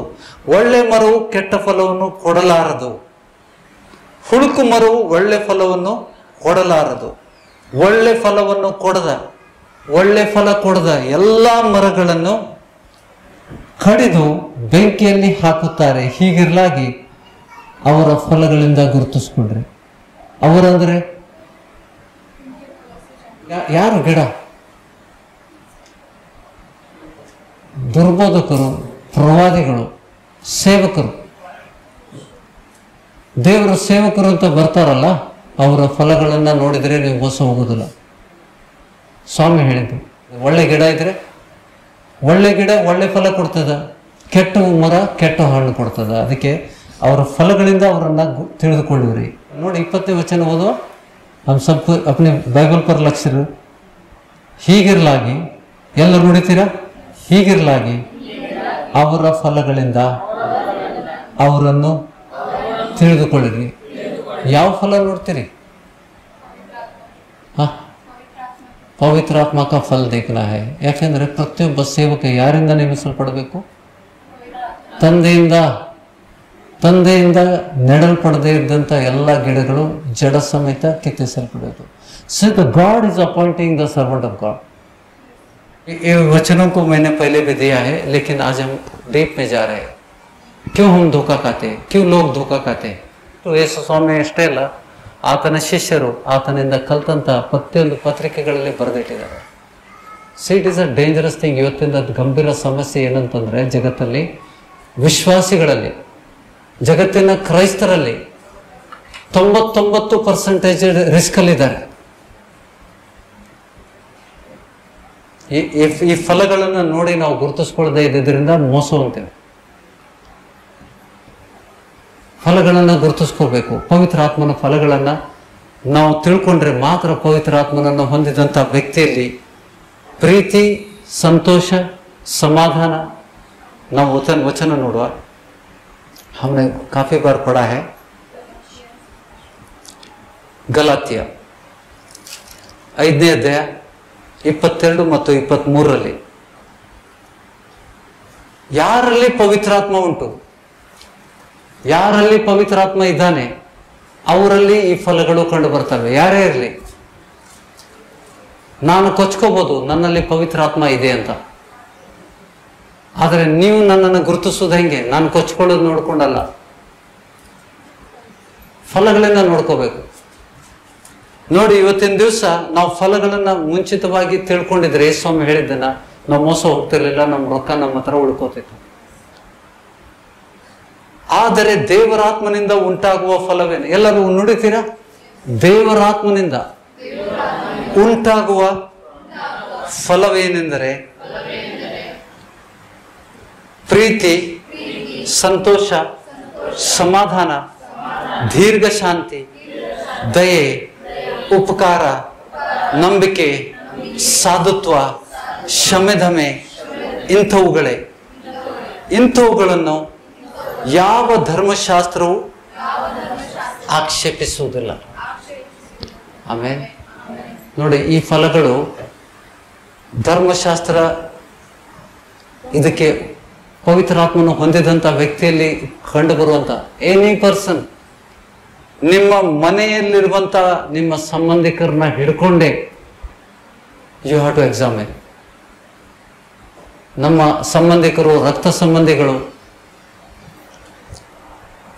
ಅವರು ಪವಿತ್ರಾತ್ಮ ಹೊಂದ್ಕೊಳ್ಳದೆ ಇದ್ರೆ ಅವರು ಪವಿತ್ರಾತ್ಮ ಹೊಂದ್ಕೊಳ್ಳಿಕ್ಕೆ ನಾವು ಸಹಾಯ ಮಾಡಬಹುದು. ನಮಗೂ ಕೂಡ ನಾವು ಪರೀಕ್ಷೆ ಮಾಡ್ಕೋಬೇಕು. ಪವಿತ್ರಾತ್ಮ ನನ್ನೊಳಗಡೆ ಇದ್ರೆ ಈ ಫಲಗಳು ಕಂಡು ಬರ್ತಾವಂತ ಪೌಲು ಬರೆದಿದ್ದಾನೆ. ಬಹಳ ಶ್ರೇಷ್ಠವಾದಂಥ ವಚನ ಇವು. ನಿಮ್ಮಲ್ಲಿ ಪವಿತ್ರಾತ್ಮ ಇದ್ರೆ ನೀವು ಪ್ರೀತಿ ಮಾಡ್ತೀರಿ. ಕೇಳ್ತಾ ಇದ್ದೀರಾ? ಅಗರ್ ತುಮಾರಿ ಅಂದರ್ ಪವಿತ್ರ ಆತ್ಮ ಹೇ, ಪ್ರೀತಿ ಆ ವ್ಯಕ್ತಿಯಲ್ಲಿ ಕಂಡು ಬರ್ತದೆ. ಆ ಪ್ರೀತಿ ಇಲ್ಲ, ಇನ್ನೊಂದೇನಿರ್ಬೇಕು? ಕ್ರಿಸ್ತನಲ್ಲಿರುವಂತ ಪ್ರೀತಿ ಆ ವ್ಯಕ್ತಿಯಲ್ಲಿ ಇರಬೇಕು. ಇನ್ನೊಂದು ಸಂತೋಷ, ದ ಹ್ಯಾಪಿನೆಸ್, ಜಾಯ್, ಅದು ಕರ್ತನಿಂದ ಬರುವಂಥದ್ದು. ಅದನ್ನು ನೀವು ಸುಮ್ಮನೆ ಹಲಕಿಸೋದು, ನಕ್ಕರೆ ಸ್ಮೈಲ್ ಕೊಟ್ರೆ it is artificial smile, synthetic smile. ಸುಮ್ಮನೆ ನಕ್ಕ ತೋರಿಸೋದಲ್ಲ. ಆ ಮನಸ್ಸಲ್ಲಿ ಸಂತೋಷ, ದೇವರ ಸಂತೋಷ ನೆಲೆಗೊಂಡಿರ್ತದೆ, ಸಮಾಧಾನ ಇರ್ತಾನೆ, ಹಿ ಈಸ್ ಅಟ್ ಪೀಸ್. ದೀರ್ಘ ಶಾಂತಿ, ಹಿ ಈಸ್ ಅ ಟಾಲರೆಂಟ್. ಪಟ್ಟಂತ ಸಿಟ್ಟು ಬರುವುದಿಲ್ಲ. ನೀವು ತಪ್ಪು ಮಾಡಿದ್ರು ಕೂಡ ಅವನು ಸಮಾಧಾನದಿಂದ ನಿಮ್ಮನ್ನ ಪ್ರೀತಿಯಿಂದ ತಿದ್ದಿ ಹೇಳ್ತಾನೆ. ಅದು ದೀರ್ಘ ಶಾಂತಿ. ನಮ್ಮ ದೇವರು ಹೊಡೆದಾಕ್ಬಿಡ್ತಾನೆ ನಮ್ಮನ್ನ ಪಾಪಿಗಳಂತ. ಸ್ವಾಮಿ ಹೇಳ್ತಾ ಇರೋದು, ಪಾಪಿಗಳಿಗೋಸ್ಕರ ನಾನು ಬಂದಿದ್ದೇನೆ, ನೀತಿವಂತರಿಗೆ ನಾನು ಬರಲಿಲ್ಲ. ಯಾರು ಪಶ್ಚಾತ್ತಾಪ ಪಟ್ಟು ದೇವ್ರ ಕಡೆ ತಿರುಗ್ತಾರೋ ಅವ್ರಿಗೆ ಕ್ಷಮೆ ಸಿಗ್ತದೆ. ಇದನ್ನ ಹೇಳ್ತಾನೆ ಬಂದಿದ್ದಾನೆ. ಆದ್ರೂ ಕೂಡ ಪರಿಸಯರು, ಶಾಸ್ತ್ರಿಗಳು, ಇವನು ಪಾಪಿಗಳ ಜೊತೆ ಕೂತ್ಕೊಳ್ತಾನೆ, ಇವನು ಪಾಪಿಗಳ ಜೊತೆ ಕೂತ್ಕೊಳ್ತಾನೆ, ಪಾಪಿಗಳ ಜೊತೆಗೆ ಇರ್ತಾನೆ, ಪಾಪಿಗಳ ಜೊತೆಗೆ ಅಡ್ಡಾಡ್ತಾ ಇದ್ದಾನೆ, ಪಾಪಿಗಳ ಜೊತೆಯಲ್ಲಿ ಕೂತ್ಕೊಂಡು ಚರ್ಚೆ ಮಾಡ್ತಾನೆ. ಆತನ ಸಮಯ, ಹೆಚ್ಚು ಸಮಯ ಯೇಸು ಸ್ವಾಮಿ ಯಾರ ಜೊತೆ ಕಳೀತಾ ಇದ್ದ? फरीसी शास्त्री लोग प्रभु के बारे में हमेशा यही क्रिटिसाइज करते थे. ಈ ಮನುಷ್ಯ ಯೇಸು ಸ್ವಾಮಿ ಅನ್ನುವಂಥ ಮನುಷ್ಯ, ಇವನು ಯಾವಾಗಲೂ ಪಾಪಿಗಳ ಜೊತೆಗೆ ಊಟ ಮಾಡ್ತಾನೆ, ಪಾಪಿಗಳ ಜೊತೆಯಲ್ಲೇ ಕೂತಿರ್ತಾನೆ, ವ್ಯಭಿಚಾರಿಗಳ ಜೊತೆಯಲ್ಲಿ ಇರ್ತಾನೆ. ಇವನ್ ಹಿಂದೆ ಅಡ್ಡಾಡೋರೆಲ್ಲರೂ ಅಂತವ್ರೆ,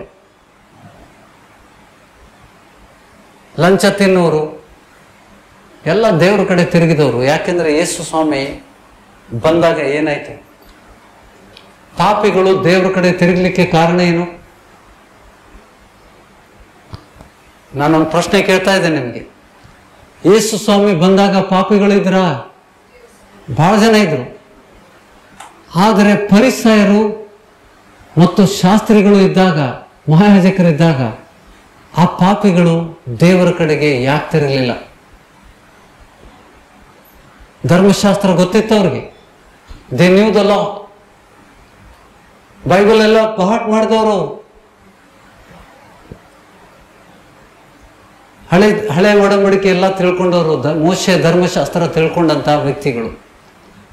ದೇ ಆರ್ ಕಾಲ್ಡ್ ಶಾಸ್ತ್ರೀಸ್ ಅಂತಂದ್ರೇನು? ಬೋಧಕರು. फरीसी लोग क्या करते थे? ಬೋಧನಾ करते थे. ಮಹಾಯಾಜಕರು ಏನ್ ಮಾಡ್ತಾ ಇದ್ರು? ಯಾಜಕರಾಗಿದ್ರು. ಯಾಜಕ ವರ್ಗ ಇತ್ತು, ಬೋಧಕರಿದ್ರು, ಶಾಸ್ತ್ರಿಗಳಿದ್ರು, ಫರಿಸಾಯರಿದ್ರು. ಇವರೆಲ್ಲ ಆ ಸಮಯದಲ್ಲಿ ಪಾಪಿಗಳನ್ನ, ಒಬ್ಬ ಪಾಪಿಗಳನ್ನ ದೇವರ ಕಡೆ ತಿರುಗಿಸ್ಲಿಕ್ಕೆ ಅವರಿಗೆ ಸಾಧ್ಯ ಆಗಲಿಲ್ಲ. ಗ್ರಹಿಸ್ತಾ ಇದ್ದೀರಾ? I am coming to the punching line. ಇವತ್ತಿನ ದಿವಸ ಮುಖ್ಯವಾದ ಭಾಗಕ್ಕೆ ನಾನು ಬರ್ತಾ ಇದ್ದೇನೆ. ಲಕ್ಷ್ಮಿಟ್ ಕೇಳ್ರಿ. ಸ್ವಾಮಿ ಯೇಸು ಸ್ವಾಮಿಯ ಸಮಯದಲ್ಲಿ ಏನು ವ್ಯತ್ಯಾಸ ಆಯಿತು? ಯಾರು ಹೇಳ್ತೀರಿ? Why the Sinner did not repented? ದೇವರ ಕಡೆಗೆ ಅವ್ರಿಗೆ ಯಾಕೆ ತಿರುಗಿಸ್ಲಿಕ್ಕೆ ಆಗಲಿಲ್ಲ? ಆ ಸಮಯದಲ್ಲಿ ಇದ್ದಂಥ ವ್ಯಭಿಚಾರಿಗಳು, ಸೂಳೆಯರು, ಭ್ರಷ್ಟರು ಮೊದಲು ದೇವರ ರಾಜ್ಯವನ್ನು ಸೇರ್ತಾರೆ. ಪರಮೇಶ್ವರ್ ಕೆ ಲೋಗ್ ಕ್ಯೂಕಿ ಜಬಿ ಯಾಕೆ ಯೋಹಾನ ಕಳಿಸಲ್ಪಟ್ಟಿದ್ದ? ಸ್ನಾನಿಕ ಯೋಹಾನಿಗೆ ಯಾಕೆ ಕಳಿಸಲ್ಪಟ್ಟಿತ್ತು? For the repentance. पश्चाताप की बपतिस्मा दे रहा था वो, लेकिन पुरुष लोगों ने बपतिस्मा नहीं लिया.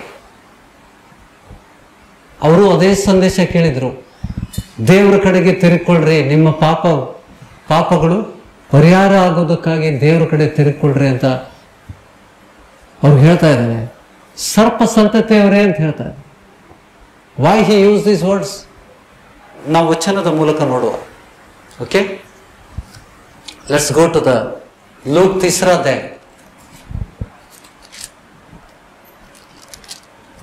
3rd chapter of Luke 2ನೇ ವಚನದಿಂದ ನಾವು ಓದುವ.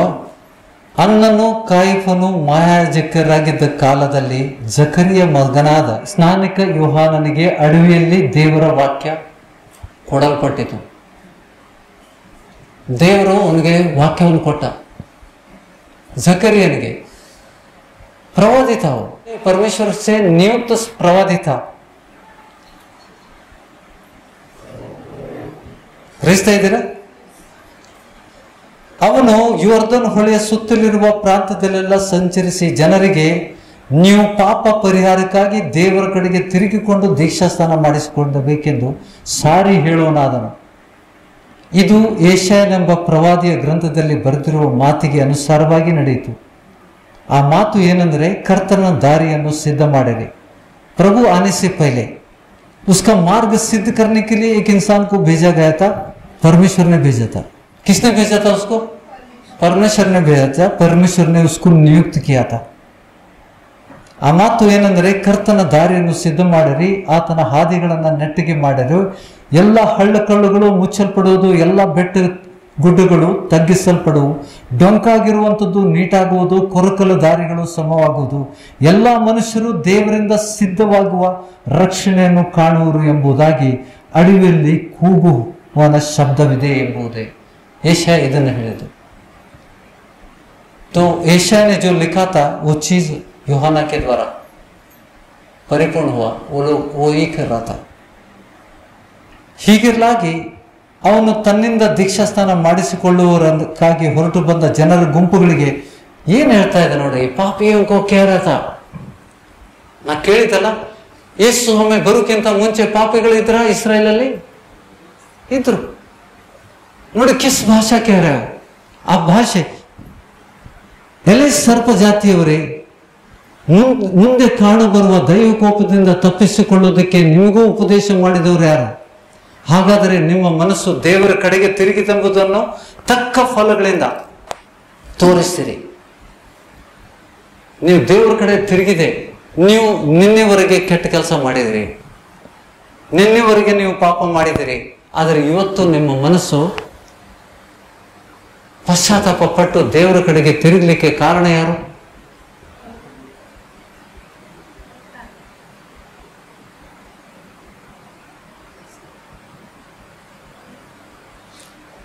यूहन्ना यारिद्द? वचन कहता है कि बचपन से उसके अंदर पवित्र आत्मा था, है ना? वचन में देखो, ढूंढो. ಯೂಹಾನ, ಸ್ನಾನಿಕ ಯೂಹಾನ ಆತನು ಹುಟ್ಟಿದಾಗಲೇ ಆತನಲ್ಲಿ ಪವಿತ್ರಾತ್ಮ ಇದ್ದಂತ ವಚನ ಹೇಳ್ತದ. ಯೇಸು ಸ್ವಾಮಿಯಲ್ಲಿ ಕೂಡ ಆತನು ಪವಿತ್ರಾತ್ಮನಿಂದೇ ಹುಟ್ಟಿದ್ದಾನೆ. ಆತನ ಆ ಕನ್ನಿಕೆ ಗರ್ಭ ಆಗಿದ್ದು, ಮರಿಯಳು ಗರ್ಭ ಆಗಿದ್ದು ಪವಿತ್ರಾತ್ಮನ ಬಲದಿಂದ. ಯೇಸು ಸ್ವಾಮಿ ಸೇವೆ ಮಾಡುವಂತ ಸಮಯದಲ್ಲಿ 30 ವರ್ಷ. ಯೂಹಾನ ಆತನಿಗೆ ದೀಕ್ಷಾ ಸ್ಥಾನ ಕೊಟ್ಟಾಗ, जब बपतिस्मा यूहन्ना ने बपतिस्मा दिया यीशु को, तभी कबूतर के रूप पर पवित्र आत्मा आकर उस पर बसा. ಅವನಲ್ಲಿ ನೆಲೆಗೊಳ್ತು, ಯೇಸುವಿನಲ್ಲಿ ನೆಲೆಗೊಳ್ತು. ಆಮೇಲೆ ಯೇಸು ಸ್ವಾಮಿ ಸೇವೆ ಶುರು ಮಾಡಿದ. ಹೌದಾ? ನೋಡಿ, ಯೋಹಾನನು ಕೂಡ ಬೆಳಿಬೇಕಾಯ್ತು. ಚಿಕ್ಕಂದಿನಿಂದ ಮಗು ಇದ್ದಾಗ ಅವನು ಹೇಳಿಲ್ಲ. ಯೋಹಾನ 6 ವರ್ಷ ಯೇಸು ಸ್ವಾಮಿಗಿಂತ ದೊಡ್ಡವನು ವಚನದ ಪ್ರಕಾರ. ಮರಿಯಳಿಗೆ ಸಂದೇಶ ಕೊಟ್ಟಂತ ದೇವದೂತ ಹೇಳ್ತಾ ಇದ್ದಾನೆ, ನಿನ್ನ ಸಂಬಂಧಿಕರಾದ ಎಲಿಜಬೆತ್ತಳು ಈಗಾಗಲೇ 6 ತಿಂಗಳು ಗರ್ಭವತಿಯಾಗಿದ್ದಾರೆ. ಯೇಸು ಸ್ವಾಮಿಗಿಂತ 6 ತಿಂಗಳು ದೊಡ್ಡವನು. ಗ್ರಹಿಸ್ತಾ ಇದ್ರೆ ಇದೆಲ್ಲ ವಚನದಲ್ಲಿ ಇದ್ದದನ್ನೇ ನಾ ಹೇಳ್ತಾನೆ. ಜೋ ವಚನ ಮೇ ಹೈ ವಹಿ ಕಹ ರಹಾ ಹೂಂ. ನೀವೆಲ್ಲ ಓದಿದ್ದೀರಿ ಅಂತ ಹೇಳ್ಬಿಟ್ಟು ನಾನು ಅದನ್ನ ಮತ್ತೆ ಅಲ್ಲಿಗೆ ಹೋಗ್ತಾ ಇಲ್ಲ. ನಾವು ಮೇನ್ ಪಾಯಿಂಟಿಗೆ ಬರಬೇಕು. ಇವತ್ತಿನ ದಿವಸ ಏನಾದರೂ ಕಲ್ತು ಹೋಗ್ಬೇಕು. ನಾವು ಯಾರೇ ಆಗಲಿ ಸೇವ್ ಮಾಡುವಂತ ಸಮಯದಲ್ಲಿ ಪವಿತ್ರ ಆತ್ಮನ ಹೊಂದ್ಕೊಳ್ಳದೆ ಇದ್ರೆ ವಿ ಕ್ಯಾನ್ ನಾಟ್ ಪರ್ಫಾರ್ಮ್. ನೀವು ಪವಿತ್ರ ಆತ್ಮ ಇಲ್ಲದೆ ನಿಮಗೆ ಸೇವ್ ಮಾಡ್ಲಿಕ್ಕೆ ಆಗೋದಿಲ್ಲ. ಪವಿತ್ರ ಆತ್ಮನ ನಾವು ಹೊರಗಿಟ್ಕೊಂಡು ನಾವು ಸೇವ್ ಮಾಡ್ಲಿಕ್ಕೆ ಆಗೋದಿಲ್ಲ. ಪವಿತ್ರ ಆತ್ಮನ ಹೊಂದಿದಾಗ ಮಾತ್ರ ನಾವು ದೇವರು ನಮ್ಮನ್ನು ಬಳಸ್ಕೋತಾರೆ. ಸೇವೆ ಅಂದ್ರೇನು? ದೇವರ ಆತ್ಮನು ನಮ್ಮಲ್ಲಿ ಕಾರ್ಯ ಮಾಡದೇ ಇದ್ರೆ ನಾವು ದೇವರು ಮೆಚ್ಚಿಸಕ್ಕಾಗ್ತದ? ನಾನು ಇಡೀ ದಿವಸ ಮಾತಾಡ್ಬೋದು. When Jesus talked for 3 days and 3 nights, people did not know. 3 ದಿವಸ 3 ರಾತ್ರಿ ಯೇಸು ಸ್ವಾಮಿ ಬೋಧನೆ ಮಾಡಿದಾಗ ಜನಕ್ಕೆ 3 ದಿವಸ ಕಳೆದಿದ್ದು ಗೊತ್ತಾಗಿಲ್ಲ.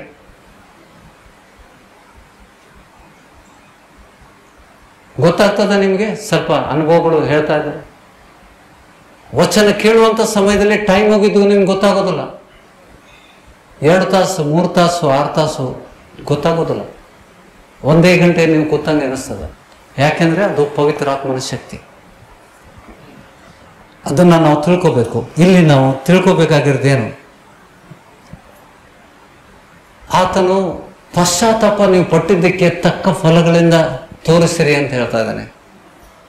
ಅಬ್ರಾಮನು ನಮಗೆ ಮೂಲ ಪುರುಷನಲ್ಲವೇ ಎಂದು ನಿಮ್ಮೊಳಗೆ ಅಂದುಕೊಳ್ಳೋರಾಗ ನೀನು ಅಬ್ರಾಮನಿಗೆ ನೀವು ಆ ಸಂತತಿಯಲ್ಲಿ ಹುಟ್ಟುವುದರಿಂದ ನೀವು ನೀತಿವಂತರಾಗೋದಿಲ್ಲ. ಪಶ್ಚಾತ್ತಾಪ ಪಟ್ಟು ದೇವರ ಕಡೆಗೆ ತಿರುಗಿದಾಗ ಪಾಪವನ್ನು ತೊಲಗಿಸಿ ನಾವು ಏನ್ ಪಾಪ ಮಾಡ್ತಾ ಇದ್ದೀವೋ ಅದನ್ನು ಬಿಡಬೇಕಲ್ಲ. ಅದು ಫಸ್ಟ್ ಸಂಕೇತ. ಪಾಪ ಮಾಡೋದನ್ನ ಹಂಗೆ ಇಟ್ಕೊಂಡು ನಾನು ಪಶ್ಚಾತ್ತಾಪ ಪಟ್ಟಿದ್ದೇನೆ ಅಂದ್ರೆ ಅದು ಹುಚ್ಚುತನ. ನಿನಗೆ ಪಾಪ ಪರಿಹಾರ ಇಲ್ಲ. ನಾನು ಪಾಪ ಮಾಡಿದ್ದಕ್ಕೆ ದೇವರೇ ನಾನು ಪಾಪಿ, ನನ್ನನ್ನು ಕ್ಷಮಿಸು, ನಾನು ಇದನ್ನ ಬಿಟ್ಟಿದ್ದೇನೆ, ಮತ್ತೆ ಈ ಪಾಪವನ್ನು ನಾವು ಮಾಡೋದಿಲ್ಲ. ಆ ಪಶ್ಚಾತ್ತಾಪ ಪಟ್ಟಂತ ತಕ್ಕ ಫಲಗಳಿಂದ, ಆ ಫಲ ಏನು? ನೀನೇನು ತಪ್ಪು ಮಾಡ್ತಾ ಇದ್ದೆ ಅದನ್ನು ಬಿಡಬೇಕಲ್ಲ.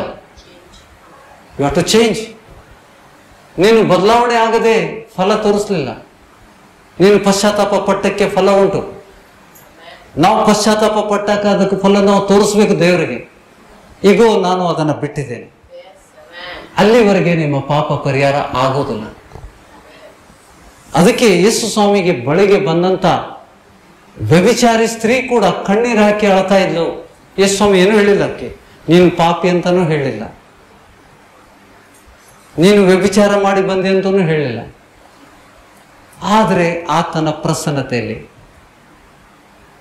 ಯೇಸುವಿನ ಪ್ರಸನ್ನತೆಯಲ್ಲಿ ಏನಾಗ್ತಾ ಇತ್ತು? ದೆವ್ವಗಳು ಕೂಡ ಕಿರ್ಚಾಡ್ತಿದ್ವು. ಯೇಸು ಸ್ವಾಮಿ ಏನೂ ಹೇಳಿಲ್ಲ ದೆವ್ವಕ್ಕೆ, ಏನಿ ಬಿಟ್ಟು ಹೋಗಂತ ಹೇಳಲಿಲ್ಲ. ದೇವಾಲಯದಲ್ಲಿ ಯೇಸು ಸ್ವಾಮಿ ಬಂದು ಸುಮ್ಮನೆ ನಿಂತಿದ್ದಾನೆ. मंदिर में आकर प्रभु खड़ा हो गया, लेकिन दुष्टात्मा चिल्ला रहे, ನಜರೇತಿನ ಯೇಸುವೇ ನಮ್ಮ ಗೊಡವೆ ನಿನಗೆ ಯಾಕೆ? ಸಮಯ ಬರೋಕ್ಕಿಂತ ಮುಂಚೆ ನಮ್ಮನ್ನ ನಾಶ ಮಾಡ್ಲಿಕ್ಕೆ ಬಂದಿದೆಯಾ? ನೀನು ದೇವರ ಪ್ರತಿಷ್ಠಿತನು. You are the anointed one of Christ. How do they know? ಪಾಪ ಮಾಡುವಂತ ವ್ಯಕ್ತಿಯಲ್ಲಿ ಸೈತಾನ ಇರ್ತಾನಂತ ಗೊತ್ತಿದೆಯಲ್ಲ. ಪವಿತ್ರಾತ್ಮ ಇದ್ದಂತ ವ್ಯಕ್ತಿ ಬಂದು ನಿಂತರೆ ಅದು ಬಿಟ್ಟೋಗ್ತದೆ, ಸಹಿಸ್ಕೊಳ್ಳೋಕ್ಕಾಗೋದಿಲ್ಲ. ಯಾಕಂದ್ರೆ ದೇವರು ತನ್ನ ಸೇವಕನನ್ನ ಅಗ್ನಿ ಜ್ವಾಲೆಯಾಗಿ ಮಾಡಿದ್ದಾನೆ. ಗ್ರಹಿಸ್ತಾ ಇದ್ದೀರಾ? ಅದನ್ನ ನಾವು ಪರೀಕ್ಷೆ ಮಾಡಬೇಕು. See when you go to the church, you must see whether the people are delivered or not. ಸಭೆ ಹೆಸರು ಹೇಳಲಿಕ್ಕೆ ನಾನು ಇಷ್ಟಪಡುವುದಿಲ್ಲ. ನಿಮಗೆ ನಾನು ಎಚ್ಚರಿಕೆ ಮಾತುಗಳನ್ನು ಹೇಳ್ತಾ ಇದ್ದೇನೆ. When you go to the church, you have to see the people whether they are delivered are they are still. ಯೇಸುವಿನ ಮೂಲಕ ಅವ್ರಿಗೆ ಬಿಡುಗಡೆ ಆಗ್ತಾ ಇತ್ತು. ದೇವುಗಳು ಬಿಟ್ಟು ಹೋಗ್ತಿದ್ದು, ಕುಂಡ್ರಿಗೆ ಕಣ್ಣು ಬರ್ತಿತ್ತು, ಕಾಣು ಬರ್ತಿತ್ತು. ಅದರ ಹಿಂದೆ ಅಂತ ವಿಷಯಗಳು ಫರಿಸಾಯರ ಸಮಯದಲ್ಲಿ ಆಗಲಿಲ್ಲ. ಅದಕ್ಕೆ ಅವರು ಫರಿಸಾಯರು ಮಹಾಯಾಜಕರನ್ನ ಬಿಟ್ಟು ಯೇಸು ಸ್ವಾಮಿ ಹಿಂಬಾಲಿತು. ಸತ್ತವ್ರು ನೆಪಿಸ್ತಾ ಇದ್ದ. ಪವಿತ್ರಾತ್ಮನ ಶಕ್ತಿ ಅಲ್ಲಿ ಕಾರ್ಯ ಮಾಡ್ತಾ ಇತ್ತು. ಇವತ್ತಿನ ದಿವಸ ನಮಗದೊಂದು ಮಾದರಿ. Jesus is a model for us. ಯೇಸುವಿನ ಸೇವೆನೇ ನಮಗೊಂದು ಮಾದರಿ. ಯೇಸು ಸ್ವಾಮಿ ಮಾಡಿದ್ದನ್ನ ನಾವು ಮಾಡದೇ ಇದ್ರೆ ನಮ್ಮ ಸೇವೆ ವ್ಯರ್ಥ. We are wasting our time. ನೀವು ನಿಮ್ಮ ಸಮಯವನ್ನು ವೇಸ್ಟ್ ಮಾಡ್ತಾ ಇದ್ದೀರಿ. ಯೇಸು ಸ್ವಾಮಿ ಮಾಡಿದಂತ ವಿಷಯಗಳು ನಿಮ್ಮಲ್ಲಿ ನೆರವೇರಬೇಕು. ಅದು ಪವಿತ್ರಾತ್ಮನ ಪ್ರಸನ್ನತೆ ಇದ್ದಾಗ ಮಾತ್ರ ಆಗ್ತದೆ. ನಿಮ್ಮ ಸೇವಕರು ಪವಿತ್ರಾತ್ಮ ಹೊಂದಿದಾರೋ ಇಲ್ಲ ಅಂತ ನೀವು ಪರೀಕ್ಷೆ ಮಾಡಬೇಕು. ಆವಾಗ ಫಲಗಳು ಕಂಡು ಬರ್ತವೆ. ನೀವು ಹೋಗುವಂತ ಸಭೆ, ಆ ಸೇವಕನಲ್ಲಿ ಪವಿತ್ರಾತ್ಮ ಇದ್ದಾನೋ ಇಲ್ಲ ಅಂತ ನೀವು ಪರೀಕ್ಷೆ ಮಾಡಬಹುದು. ಗ್ರಹಿಸ್ತಾ ಇದ್ದೀರಾ? ಫಲಗಳಿಂದ ಗುರುತಿಸ್ಬೇಕು. ಪವಿತ್ರಾತ್ಮ ಅವರಲ್ಲಿದ್ರೆ ಆ ಸಭೆಯಲ್ಲಿ ನೀವು ನಿಲ್ಲಬಹುದು. ಇಲ್ಲಾಂದ್ರೆ ಆ ಸಭೆ ನಿಮ್ಗೆ ಏನೂ ಲಾಭ ಇಲ್ಲ. ನಾನು ಈ ಪಟ್ಟಣದಲ್ಲಿ ನನಗೆ I was shocked. I don't to name any servant of God. This message is open. It will go viral to the world. ನಾವು ಏನು ತಿಳ್ಕೋಬೇಕು? How to understand the church. ಒಂದು ಸಭೆಯನ್ನ ಹೇಗೆ ಗುರುತಿಸ್ಕೋಬೇಕು? ಆ ಸಭೆಯಲ್ಲಿ ದೇವರಾತ್ಮ ಇಲ್ಲ ಅಂತಂದ್ರೆ ಯೇಸು ಸ್ವಾಮಿನೇ ಇಲ್ಲ. अगर उस सभा में पवित्र आत्मा नहीं है तो यीशु नहीं है उधर. वहां पे तुम यू हैव टू एग्जामिन. ಬಹಳ ಜನ ಅದನ್ನ ಅರ್ಥ ಮಾಡ್ಕೊಳ್ಳೋದಿಲ್ಲ. ಸ್ವಾಮಿ ಇದ್ದಂತ ಸಭೆಯಲ್ಲಿ ಬಿಡುಗಡೆ ಇರ್ತದೆ. There will be miracles. ಯಾಕೆ ದೇವರು ನಿಮ್ಮ ನಂಬಿಕೆಯನ್ನ, ನೀವು ನಂಬಿಕೆಯಲ್ಲಿ ಧೈರ್ಯವಾಗಿ ನಿಲ್ಲುವಂತೆ ದೇವರು ನಿಮ್ಮ ಮಧ್ಯದಲ್ಲಿ ಅದ್ಭುತ ಮಾಡ್ತಾನೆ. ಹೌದಾ? ಸಂಖ್ಯೆ ನೋಡಬಾರ್ದು. We should not see. If you do, ಆ ಸಂಖ್ಯೆ ನೋಡಿದರೆ ಇವತ್ತಿಗೆ ನೀವು ಅತಿ ದೊಡ್ಡ ಸಭೆ, ಜಗತ್ತಿನ ಅತಿ ದೊಡ್ಡ ಸಭೆ, ಮಹಾಜಾರಸ್ತ್ರೀ ಅಂತ ಹೇಳಿದ್ದಾನೆ ದೇವರು, ದ ಗ್ರೇಟ್ ವೋರ್. ಸಂಖ್ಯೆ ಮೂಲಕ ಒಂದು ಸಭೆಯನ್ನ ನಾವು ಗುರುತಿಸ್ಕೋಬಾರ್ದು. ನಾವು ಅಲ್ಲಿ ಪವಿತ್ರಾತ್ಮನು ಇದ್ದಾನ, ಯೇಸು ಸ್ವಾಮಿ ಈ ಸಭೆಯಲ್ಲಿ ಕಾರ್ಯ ಮಾಡ್ತಾ ಇದ್ದಾನ, ಜನರಿಗೆ ಗುಣಪಡಿಸ್ತಾ ಇದ್ದಾನ. These are the things you have to see. I have seen so many churches. ನನಗೆ ಬಹಳ ಪಶ್ಚಾತ್ತಾಪನೂ ಆಯಿತು. ಏನಪ್ಪ ಈ ರೀತಿ ಸಭೆಗಳಿದ್ದಾವೆ. ಆ ಸಭೆಯಲ್ಲಿ you name the diseases, you will find the people. There is no deliverance.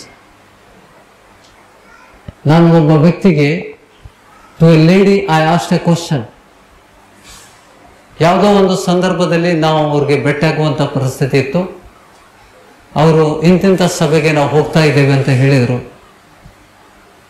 ನಾನು ಅವ್ರಿಗೆ ಜಸ್ಟ್ ಒಂದು 2 ಪ್ರಶ್ನೆ, ನನಗನ್ನಿಸ್ತದೆ ಪವಿತ್ರಾತ್ಮನೇ ನನಗದು ಪ್ರೇರೇಪಣೆ ಮಾಡಿದ್ದ. ಸಿಸ್ಟರ್, ನೀವು ನಂಬೋಕ್ಕಿಂತ ಮುಂಚೆ ಕ್ರೈಸ್ತರೇ ಆಗಿದ್ದಾರ, ಹುಟ್ಟು ಕ್ರೈಸ್ತರ, ಅಥವಾ ನೀವು ನಂಬಿ ಸ್ವಾರ್ಥೆಯನ್ನು ಕೇಳಿ ರಕ್ಷಣೆ ಹೊಂದಿದ್ರು ಅಂತ ಕೇಳಿದೆ. ಇಲ್ಲ, ನಮ್ಗೆ ಯಾರೋ ಸ್ವಾರ್ಥಿ ಹೇಳಿದ್ರು. ನಾವು ನಂಬಿಕೆಗೆ ಬಂದು 19 ವರ್ಷ ಆಯಿತು. 19 ವರ್ಷದಿಂದ ನಾನು ಒಂದೇ ಸಭೆಗೆ ಹೋಗ್ತಾ ಇದ್ದೇನೆ.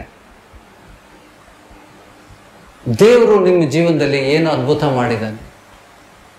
ಯೇಸು ಸ್ವಾಮಿನ ನಂಬಿದ್ದಕ್ಕೆ ನಿಮ್ಗೇನು, ನಿಮ್ಮ ಜೀವನದಲ್ಲಿ ಏನು ಬದಲಾವಣೆ ಆಯಿತು ಅಂತ ನಾನು ಪ್ರಶ್ನೆ ಕೇಳಿದರೆ ಅವಳು ಕಣ್ಣಲ್ಲಿ ಕಣ್ಣೀರು ಬಂದ್ಬಿಡ್ತು. ಆ ಸ್ತ್ರೀ ಕಣ್ಣಲ್ಲಿ ಕಣ್ಣೀರು ಬಂತು. ಅವ್ರ ಮನೆಗೆ ಹೋದಾಗ ಅಲ್ಲಿ 3 ಜನ ಇದ್ರು. ನಾ ಕೇಳಿದೆ, ನಿಮ್ಮ ಮನೇಲಿ ಎಷ್ಟೇ ಜನ? ಹೌದು, ಇಷ್ಟೇ ಜನ. ಅವಳ ಗಂಡ ಸುಮಾರು 7 ವರ್ಷದಿಂದ ಹಾಸಿಗೆ ಮೇಲೆ ಬಿದ್ದಿದ್ದಾರೆ. ಅವ್ರಿಗೆ 2 ಗಂಡು ಮಕ್ಕಳಿದ್ರು. ಯೇಸು ಸ್ವಾಮಿ ನಂಬಿದ ಮೇಲೆ 2 ಗಂಡು ಮಕ್ಕಳು ಸತ್ತೋದ್ರು. After believing Jesus, both the sons have died. ಒಬ್ರು 7 ವರ್ಷ ಹಾಸಿಗೆ ಮೇಲೆ ಬಿದ್ದು ಸತ್ರು, I am telling what's happening. ಏನು ಸಂಕೇತ ಅದು? ಎಷ್ಟೋ ಜನ ಪ್ಯಾರಲೈಸ್ ಆಗಿ ಬಿದ್ದಿದ್ದಾರೆ ಆ ಸಭೆಯಲ್ಲಿ. ಎಷ್ಟೋ ಜನರು ಅಕಾಲಿಕ ಮರಣಕ್ಕೆ ತುತ್ತಾಗಿದ್ದಾರೆ. ಆಕ್ಸಿಡೆಂಟಲ್ಲಿ ಸತ್ತಿದ್ದು, ಲಕ್ವಾ ಹೊಡೆದವರು, ಹಾಸಿಗೆ ಮೇಲೆ ಬಿದ್ದವರು ಸಭೆಗೆ ಬಂದಾಗ ಚೆನ್ನಾಗಿದ್ರು. ನಾ ಹೇಳಿದ್ದಕ್ಕೆ ಏನಂತ ಪಾಯಿಂಟ್ ಏನಂತಂದ್ರೆ, ಸಭೆಗೆ ಬಂದಾಗ ಚೆನ್ನಾಗಿದ್ರು, ಮಕ್ಕಳು ಚೆನ್ನಾಗಿದ್ರು, ರೋಗಿಗಳಾಗಿ ಅವ್ರು ಬರಲಿಲ್ಲ. ಈ ಸಭೆಗೆ ಬಂದ ಮೇಲೆ ರೋಗಗ್ರಸ್ತರಾಗಿ ಸತ್ರು ಮಕ್ಕಳು. ಮನೆ ಯಜಮಾನ ಕೂಡ ಗಂಡ ಚೆನ್ನಾಗಿ ಬಂದಿದ್ದ ಸಭೆಗೆ, ಆದರೆ ಈಗ 7 ವರ್ಷ ಆಯ್ತು ಲಕ್ವಾ ಹೊಡೆದು ಹಾಸಿಗೆ ಮೇಲೆ ಬಿದ್ದಾರೆ. ಮನೆಯಲ್ಲಿ ಒಬ್ಬ ವಿಧವೆ, ಹಡ್ದಂತ ಗಂಡು ಮಕ್ಕಳಿಲ್ಲ. Their children have died. She was weeping bitterly. ಯೇಸು ಸ್ವಾಮಿ ಭಾಳ ಚಲೋ ಮಾಡ್ಯಾನ್ರಿ ಅಂತಂದ. ಹೇಳ್ರಿ ಹಂಗಾರೆ ನಾ ಕೇಳ್ತೇನೆ. ಅಳಕ್ ಚಾಲು ಮಾಡಿದ್ಲು. See you have to be very smart. ನೀವು ಬುದ್ಧಿವಂತರಾಗಬೇಕು. ನಿಮಗೆ ಬಿಡುಗಡೆ ಇಲ್ಲ ಸ್ವಾಮಿ ಈ ಸಭೆಯಲ್ಲಿ ಇಲ್ಲ. ಸೇವಕರಲ್ಲಿ ಪವಿತ್ರ ಆತ್ಮನ ಫಲಗಳು ಇಲ್ಲ. ಪ್ರೀತಿ, ಸಂತೋಷ, ಸಮಾಧಾನ, ದೀರ್ಘ ಶಾಂತಿ, ದಯೆ, ಉಪಕಾರ, ಸಾಧುತ್ವ, ಸಿಂಪ್ಲಿಸಿಟಿ, ಸೆಲ್ಫ್ ಕಂಟ್ರೋಲ್.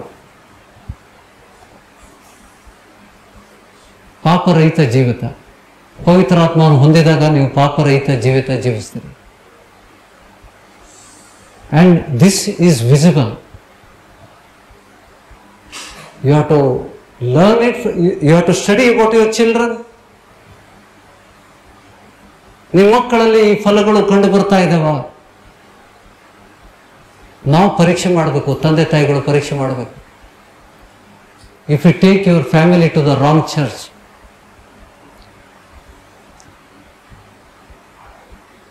ತಪ್ಪಾದ ಸಭೆಗಳಿಗೆ ನಿಮ್ಮ ಮಕ್ಕಳನ್ನ ನೀವು ಒಯ್ದರೆ ಮೋಸ ಹೋಗ್ತೀರಿ.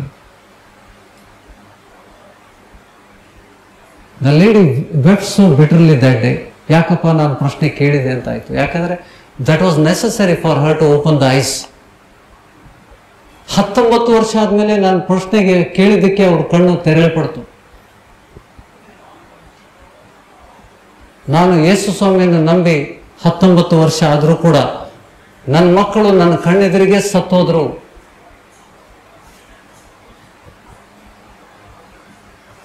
ಏನ್ ತಪ್ಪಿದ್ರು?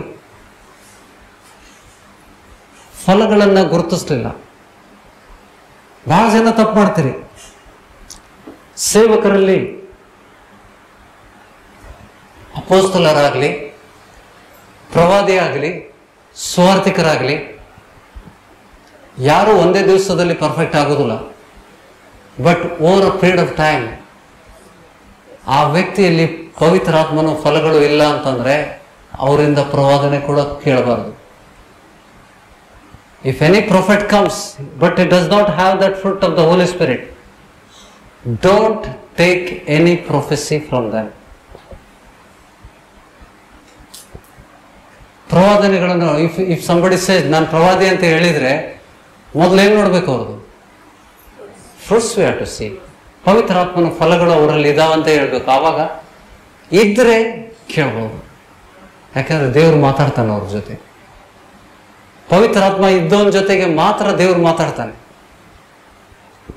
ಪವಿತ್ರಾತ್ಮ ಇಲ್ಲದೆ ನಾನು ಪ್ರವಾದಿ ಅಂತ ಹೇಳೋನು ಗುಗ್ಲಿ ಹಾಕ್ತಾ ಇರ್ತಾನೆ. Guess work. He will not tell you precisely what Lord has told. He can't. ಯಾರಲ್ಲಿ ಪವಿತ್ರಾತ್ಮ ಇಲ್ಲ, ಯಾರಲ್ಲಿ ಕ್ರಿಸ್ತನಾತ್ಮ ಇಲ್ಲ, ಆತನು ಕ್ರಿಸ್ತನಿಗೆ ಸಂಬಂಧಪಟ್ಟವನೇ ಅಲ್ಲ ಅಂತ ವಚನ ಇದೆ. If the Spirit of God is not in you, you do not belong to God. You are just a practising Christian. ಈಗ ನೀನು ಅಭ್ಯಾಸ ಮಾಡ್ತಾನೆ ಇದೆ. How long you will take to receive the Holi Spirit? ಇವತ್ತಿನ ಮೊದಲನೇ ವಚನ ಹೇಳ್ತದೆ 3 ವರ್ಷ 4 ವರ್ಷ ಫಲಗಳು ಇಲ್ಲ.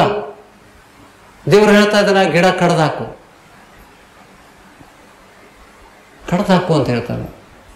C we have to be serious today. ಇಲ್ಲಿವರೆಗೆ ನಾವು ಏನು ಕಲ್ತಿದ್ದೇವೆ ಅದನ್ನು ಬಿಡ್ರಿ, ಪಕ್ಕಕ್ಕೆ ಬಿಡ್ರಿ. What you learn today, let us learn from the scripture what God is waiting. There is a waiting period. We cannot ask God to wait for unlimited time. ಅಲ್ಲಿ there is a time limit. God will wait for the fruits from you. ನೀನು ಫಲ ಕೊಡಲಿಲ್ಲ ಅಂತಂದರೆ ಬಂದು ಕಡಿಲಿಕ್ಕೆ ಆಜ್ಞೆ ಕೊಡ್ತಾನೆ. ಆ ಗಿಡ ಕತ್ತರಿಸಲ್ಪಡ್ತದೆ. Even it is mentioned in the 15th chapter of the John's gospel. ನಾನು ನಿಜವಾದ ದ್ರಾಕ್ಷ ಬಳ್ಳಿ, ನನ್ನ ತಂದೆ ತೋಟಗಾರನು. I am the true vine and my father is a vine dresser. And one ನನ್ನಲ್ಲಿದ್ದು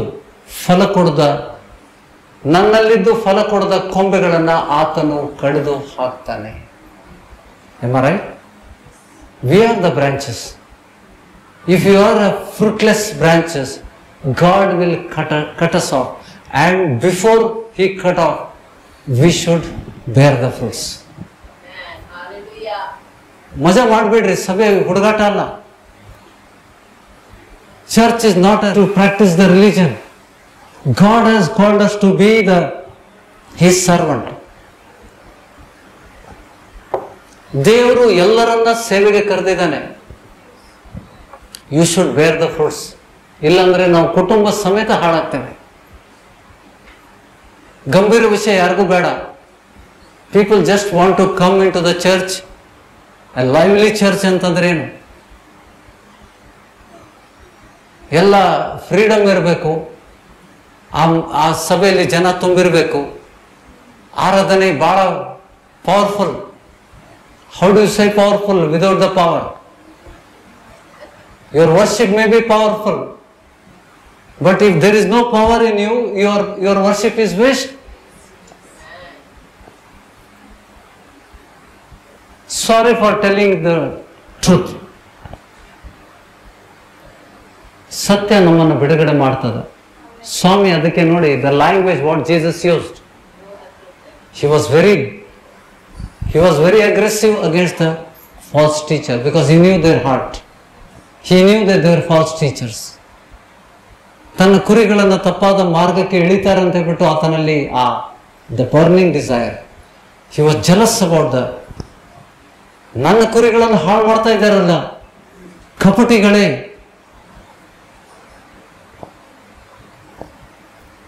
ಸುಣ್ಣ ಬಡದ ಗೋಳೆಗಳೇ, ಸರ್ಪ ಸಂತತಿಯವರೇ, ಈ ಶಬ್ದ ಬಳಸಿದ್ದಾನೆ ಸ್ವಾಮಿ. Why did you use that? To whom he was addressing? ಸುಳ್ಳು ಬೋಧಕರಿಗೆ. ಯೇಸುವಿನ ಸಮಯದಲ್ಲಿ ಸುಳ್ಳು ಬೋಧಕರಿದ್ರು, ಇವತ್ತಿಗೂ ಸುಳ್ಳು ಬೋಧಕರು ಜಾಸ್ತಿ ಆಗಿದ್ದಾರೆ. ನಾವು ಬುದ್ಧಿವಂತರಾಗಿ ಸಭೆಗೆ ಹೋಗಿ ಫಲಗಳನ್ನು ನೋಡಿ ಗುರುತಿಸ್ಕೋಬೇಕು. ಸ್ವಾಮಿ ಆ ಸಭೆಯಲ್ಲಿ ಇದಾನೋ ಇಲ್ಲ. ನೀವು ಪರೀಕ್ಷಿಸಬೇಕು, ಕಠಿಣವಾಗಿ ಪರೀಕ್ಷೆ ಮಾಡಬೇಕು. Just like a rank holder ಹೆಂಗ್ ಸ್ಟಡಿ ಮಾಡ್ತಾನ ಅವನು, ಊಟನೇ ಮರೆತು ಬಿಡ್ತಾನ ಅವನು. Because he wants to find something. He is aiming for the first rank. ಒಬ್ಬ ಓಟ ಓಡುವಂತ ವ್ಯಕ್ತಿ ಅವನು ಎಷ್ಟು ಪ್ರಯಾಸ ಮಾಡ್ತಾ ಇದ್ದಾನೆ. ತನ್ನ ಶರೀರವನ್ನು ಆತನು ದಂಡಿಸ್ತಾನೆ. ಯಾಕಂದ್ರೆ ಅವನಿಗೆ ಗೋಲ್ಡ್ ಮೆಡಲ್ ತಗೋಬೇಕಂತ ಆಸೆ. आप भी उसी तरह अगर प्रयास नहीं करोगे, ऐसे ही समय बीतोगे, 3 साल 4 साल 5 साल सभा से आउट हो जाओगे. God will remove that branches. ಫಲ ಕೊಡದ ನನ್ನಲ್ಲಿದ್ದು ಫಲ ಕೊಡದ ಕೊಂಬೆಗಳನ್ನ ಕತ್ತರಿಸಿ ಹಾಕ್ತಾನೆ ದೇವರು, ತಂದೆ ಕತ್ತರಿಸ್ಬಿಡ್ತಾನೆ. The God will cut off you from the church if it is a right church. ಸರಿಯಾದ ದೇವರು ಕರ್ತನ ಸಭೆ ಆಗಿದ್ರೆ ಅಲ್ಲಿಂದ ದೇವರು ಹೊಡೆದಾಕ್ಬಿಡ್ತಾನೆ. Because you will not understand ದೇವರ ವಾಕ್ಯಗಳನ್ನು. ನೋಡಿ, ಯೇಸುಸ್ವಾಮಿ ಸಮಯದಲ್ಲಿ ಕೂಡ ಇದನ್ನ ನಾವು ನೋಡಿದ್ದೇವೆ. Can we see this? 6ನೇ ಅಧ್ಯಾಯ ಯೋಹಾನನ ಸುವಾರ್ತೆ, 6th chapter John's Gospel. Because they did not understand the parable. See, his disciples, many disciples did not understand the parable of Jesus. See, Jesus was talking to Jews. 47ನೇ ವಚನ 47. ನಂಬಿರುವನು ನಿತ್ಯ ಜೀವನ ಹೊಂದುತ್ತಾನೆ ಎಂದು ನಿಮಗೆ ನಿಜವಾಗಿ ಹೇಳುತ್ತೇನೆ. ಜೀವ ಕೊಡುವ ರೊಟ್ಟಿ ನಾನೇ. 48ನೇ ವಚನ, ಜೀವ ಕೊಡುವ ರೊಟ್ಟಿ ನಾನೇ. I am the bread of life. In the wilderness and they died. ಅವರು ಸತ್ತರು. ನಿಮ್ಮ ಪೂರ್ವಜರು ಅಡವಿಯಲ್ಲಿ ಮನ್ನಾ ತಿಂದರು, ಸತ್ತು ಹೋದರು. ಪರಲೋಕದಿಂದ ಇಳಿದು ಬಂದ ರೊಟ್ಟಿ ಎಂಥದ್ದಂದ್ರೆ ಅದನ್ನು ತಿಂದವನು ಸಾಯುವುದಿಲ್ಲ. So the one who eats the bread that comes from the heaven, Jesus is saying, I am the bread of life. ಇದನ್ನು ಗ್ರಹಿಸ್ಕೊಳ್ರಿ. It's not only you utter it. It's not utter ಮಾಡಲಿಕ್ಕೆ, ದೇವ್ರ ವಾಕ್ಯಗಳನ್ನು ಉಚ್ಚರಿಸಲಿಕ್ಕೆ ದೊಡ್ಡ ವಿಷಯ ಅಲ್ಲ. To understand the scripture. ಪರಲೋಕದಿಂದ ಇಳಿದು ಬಂದ ರೊಟ್ಟಿ ಎಂಥದಂದರೆ ಅದನ್ನು ತಿಂದವನು ಸಾಯುವುದಿಲ್ಲ. ಪರಲೋಕದಿಂದ ಇಳಿದು ಬರುವ ಜೀವವುಳ್ಳ ರೊಟ್ಟಿ ನಾನೇ. ಈ ರೊಟ್ಟಿಯನ್ನು ಯಾವನಾದರೂ ತಿಂದರೆ ಅವನು ಸದಾಕಾಲ ಬದುಕುವನು.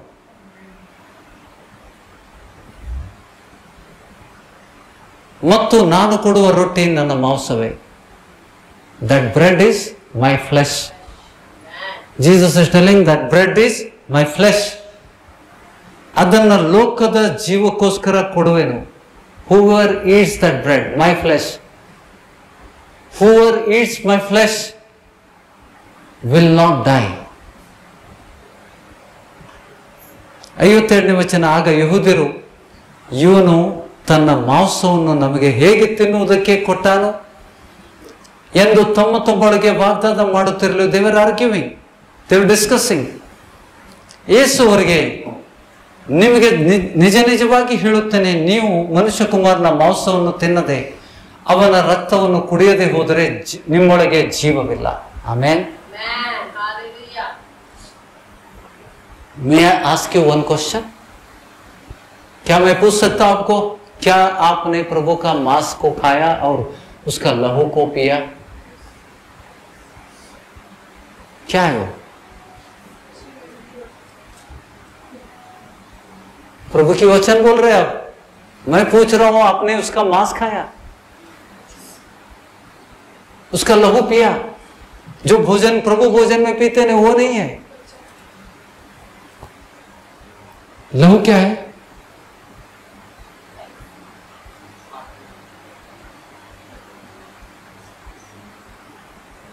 ಟಾಕ್ ಮಾತಾಡ್ರಿ. ಇಲ್ಲಿ ಏನ್ ಹೇಳ್ತಾ ಇದ್ದಾನೆ, ನನ್ನ ಮಾಂಸ ಯಾರು ತಿನ್ನೋದಿಲ್ಲ, ನನ್ನ ರಕ್ತ ಯಾರು ಕುಡಿದಿಲ್ಲ, ಅವ್ರಿಗೆ ನಿತ್ಯ ಜೀವ ಇಲ್ಲ. You want go to the heaven. It's so important. ಆತನ ನೋಡಿ ಜಲ ಅಲ್ಲಿ ಪ್ರಶ್ನೆ ಮಾಡ್ತಾ ಇದ್ದಾನೆ, ಇವನು ನನ್ನ ಮಾಂಸವನ್ನು ತನ್ನ ರಕ್ತವನ್ನು ಕುಡಿಯಕ್ಕೆ ಕೊಡ್ತಾನಲ್ಲ, ಅದು ಹೆಂಗೆ? ಯಾಕೆಂದ್ರೆ ಯಹೂದ್ಯರಲ್ಲಿ ಮನುಷ್ಯನ ಮಾಂಸ ತಿನ್ನಬಾರ್ದಂತಿದೆ. ಮೋಶೆ ಧರ್ಮಶಾಸ್ತ್ರದಲ್ಲಿ ಮನುಷ್ಯನ ಮಾಂಸವನ್ನು ತಿನ್ನಬಾರ್ದು, ಮನುಷ್ಯನ ರಕ್ತವನ್ನು ಮಾತ್ರ ಅಲ್ಲ ಪ್ರಾಣಿಗಳ ರಕ್ತವನ್ನು ಕೂಡ ಕುಡಿಬಾರ್ದಂತ ಆಜ್ಞೆ ಇದೆ. ರಕ್ತ ಕುಡಿಲೇಬಾರ್ದು. ಈ ಮನುಷ್ಯ ನಮ್ಮ ದೇಶದೊಳಗೆ ಬಂದು ಹೇಳಾಕತ್ತಾನ, ನನ್ನ ಮಾಂಸ ಯಾವ ತಿನ್ನುವುದಿಲ್ಲ, ನನ್ನ ರಕ್ತ ಯಾವನು ಕುಡಿದಿಲ್ಲ ಅವನಿಗೆ ನಿತ್ಯ ಜೀವ ಇಲ್ಲ, ಅವನು ಸಾಯ್ತಾನೆ. ಹೇಗನ್ಸಿರ್ಬೇಕು? ನೀವು ಚಿಕ್ಕಂದಿನಿಂದ ಕಲಿತಾ ಬಂದಿದ್ದೀರಿ, ಮನುಷ್ಯನ ಮಾಂಸ ತಿನ್ನಬಾರ್ದು, ಮನುಷ್ಯನ ರಕ್ತವನ್ನು ಕುಡಿಬಾರ್ದು, ಪ್ರಾಣಿ ರಕ್ತ ಕುಡಿಬಾರ್ದು, ಚಿಕ್ಕಂದಿನಿಂದ ಕಲಿತಾನೇ ಬಂದಿದ್ದೀರಿ. ಈಗ ಯೇಸು ಸ್ವಾಮಿ ಹೇಳ್ತಾ ಇದ್ದಾನೆ, ನನ್ನ ಮಾಂಸ ಯಾರು ತಿನ್ನುವುದಿಲ್ಲ, ನನ್ನ ರಕ್ತ ಯಾರಿಲ್ಲ, ಅವರು ನಿತ್ಯ ಜೀವನ ಹೊಂದುವುದಿಲ್ಲ. They will die. ಏನಾಯ್ತು ನೋಡಿ,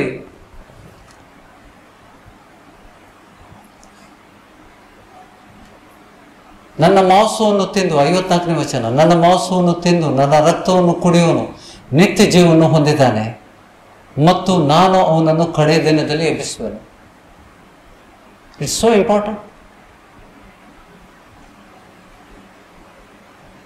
ಯಾಕೆಂದರೆ ನನ್ನ ಮಾಂಸವೇ ನಿಜವಾದ ಆಹಾರ, ನನ್ನ ರಕ್ತವೇ ನಿಜವಾದ ಪಾನ. ನನ್ನ ಮಾಂಸವನ್ನು ತಿಂದು ನನ್ನ ರಕ್ತವನ್ನು ಕುಡಿಯುವನು ನನ್ನಲ್ಲಿ ಇರುತ್ತಾನೆ, ನಾನು ಅವನಲ್ಲಿ ಇರುತ್ತೇನೆ. ಜೀವ ಸ್ವರೂಪನಾದ ತಂದೆಯೇ ನನ್ನನ್ನು ಕಳಿಸಿಕೊಟ್ಟಿರಲಾಗಿ ನಾನು ತಂದೆಯಿಂದ ಜೀವಿಸ್ತೇನೆ. I live because of my father, because my father is a living God. ಜೀವ ಸ್ವರೂಪನಾದ ತಂದೆ, ಆ ಜೀವ ಸ್ವರೂಪನಾದ ತಂದೆಗೋಸ್ಕರ ನಾನು ಜೀವಿಸ್ತಾ ಇದ್ದಾನೆ ಅಂತ ಹೇಳ್ತಾನೆ.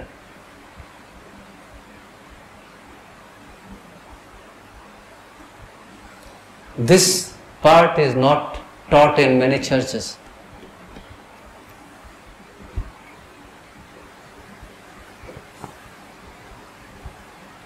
ये भाग कहीं सभा में सिखाया नहीं जाता है. It is not at all explained. What is talking about? ಇಲ್ಲಿಗೆ ಬಂದಿದ್ವಿ. 57ನೇ ವಚನ, ಜೀವ ಸ್ವರೂಪನಾದ ತಂದೆಯು ನನ್ನನ್ನು ಕಳಿಸಿಕೊಟ್ಟಿರಲಾಗಿ ನಾನು ತಂದೆಯಿಂದ ಜೀವಿಸ್ತೇನೆ, ಅದರಂತೆ ನನ್ನನ್ನು ತಿನ್ನುವನು ನನ್ನಿಂದ ಜೀವಿಸುವನು. ಅದರಂತೆ ನನ್ನನ್ನು ತಿನ್ನುವನು. ಏನ್ರಿ ಇದು? ಸ್ವಾಮಿ ಹೇಳತ್ತಾನ, ನನ್ಗೆ ಯಾರು ತಿಂತಾರ?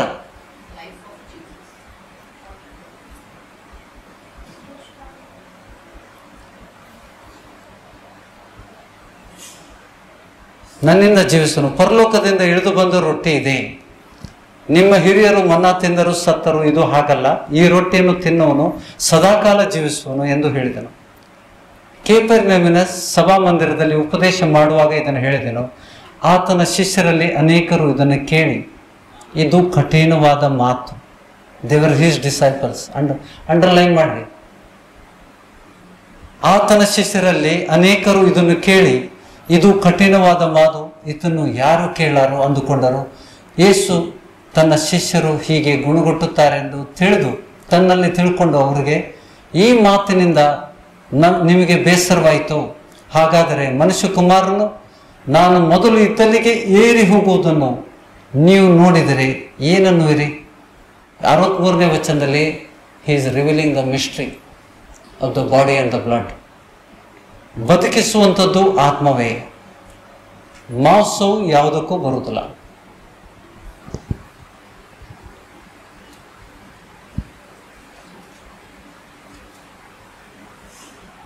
ಬದುಕಿಸುವಂಥದ್ದು ಆತ್ಮವೇ, ಮಾಂಸವು ಯಾವುದಕ್ಕೂ ಬರುವುದಿಲ್ಲ. ನಾನು ನಿಮಗೆ ಹೇಳಿರುವ ಮಾತುಗಳೇ ಆತ್ಮವಾಗಿವೆ, ಜೀವವಾಗಿವೆ. The revealed word. Jesus spoke in parables. If you don't understand, if you don't have the gift of understanding the parable, ಸಾಮ್ಯದಲ್ಲಿ ಸ್ವಾಮಿ ನುಡಿದಿದ್ದಾನೆ. ಆ ಸಾಮ್ಯವನ್ನು ತಿಳ್ಕೊಳ್ಳುವಂತ ವರ ನಿಮ್ಮ ಕಡೆ ಇಲ್ಲ ಅಂತಂದ್ರೆ ನೀವು ಮೋಸ ಹೋಗ್ತೀರಿ. 63ನೇ ವಚನದಲ್ಲಿ ಬದುಕಿಸುವಂಥದ್ದು ಆತ್ಮವೇ, ಮಾಂಸವು ಯಾವುದಕ್ಕೂ ಬರುವುದಿಲ್ಲ. ಮತ್ತು ಮಾಂಸ ತಿನ್ನೋನಾಗುತ್ತಾನೆ, ಅದು ಉಪಯೋಗ ಇಲ್ಲ ಅಂತ ಹೇಳ್ತಾನೆ. ಒಂದು ಕಡೆ ಮಾಂಸ ತಿನ್ನಂತ ಹೇಳ್ತಾನೆ, ಮತ್ತು ಇನ್ನೊಂದು ಕಡೆ ಹೇಳ್ತಾನೆ ಉಪಯೋಗ ಇಲ್ಲ, ಮಾಂಸವು ಯಾವುದಕ್ಕೂ ಬರುವುದಿಲ್ಲ. ಬರೀ ಮಾಂಸ ತಿನ್ನುವುದರಿಂದ ನಿಮ್ಗೇನು ಲಾಭ ಇಲ್ಲ.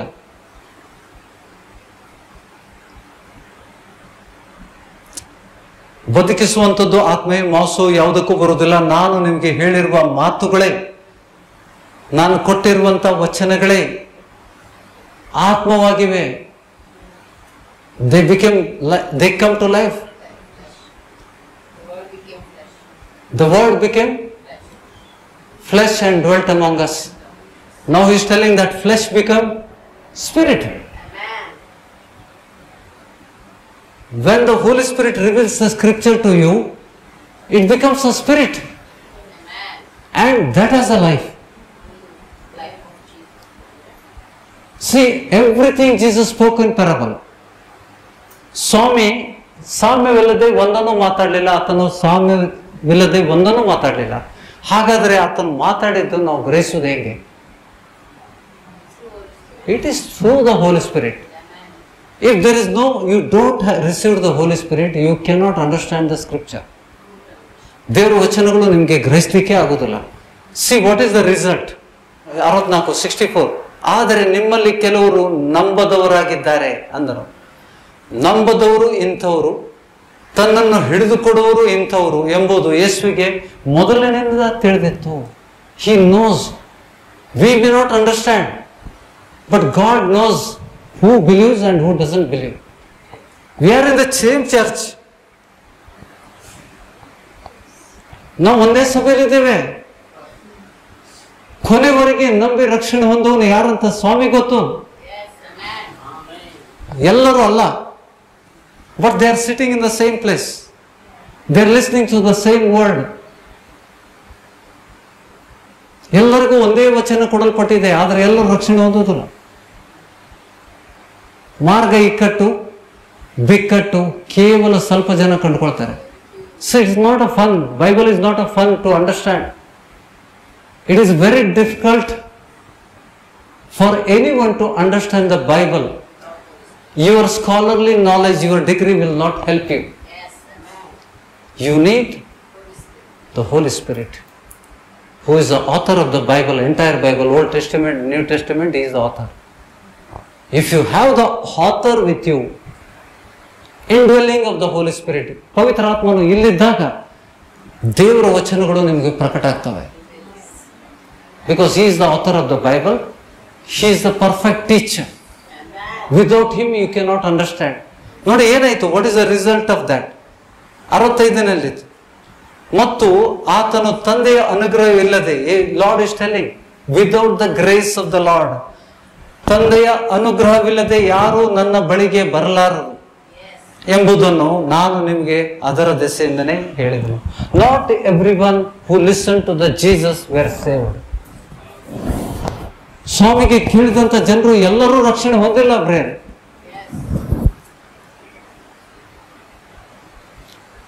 God gives a limit. Our God has a limit. He has set a limit.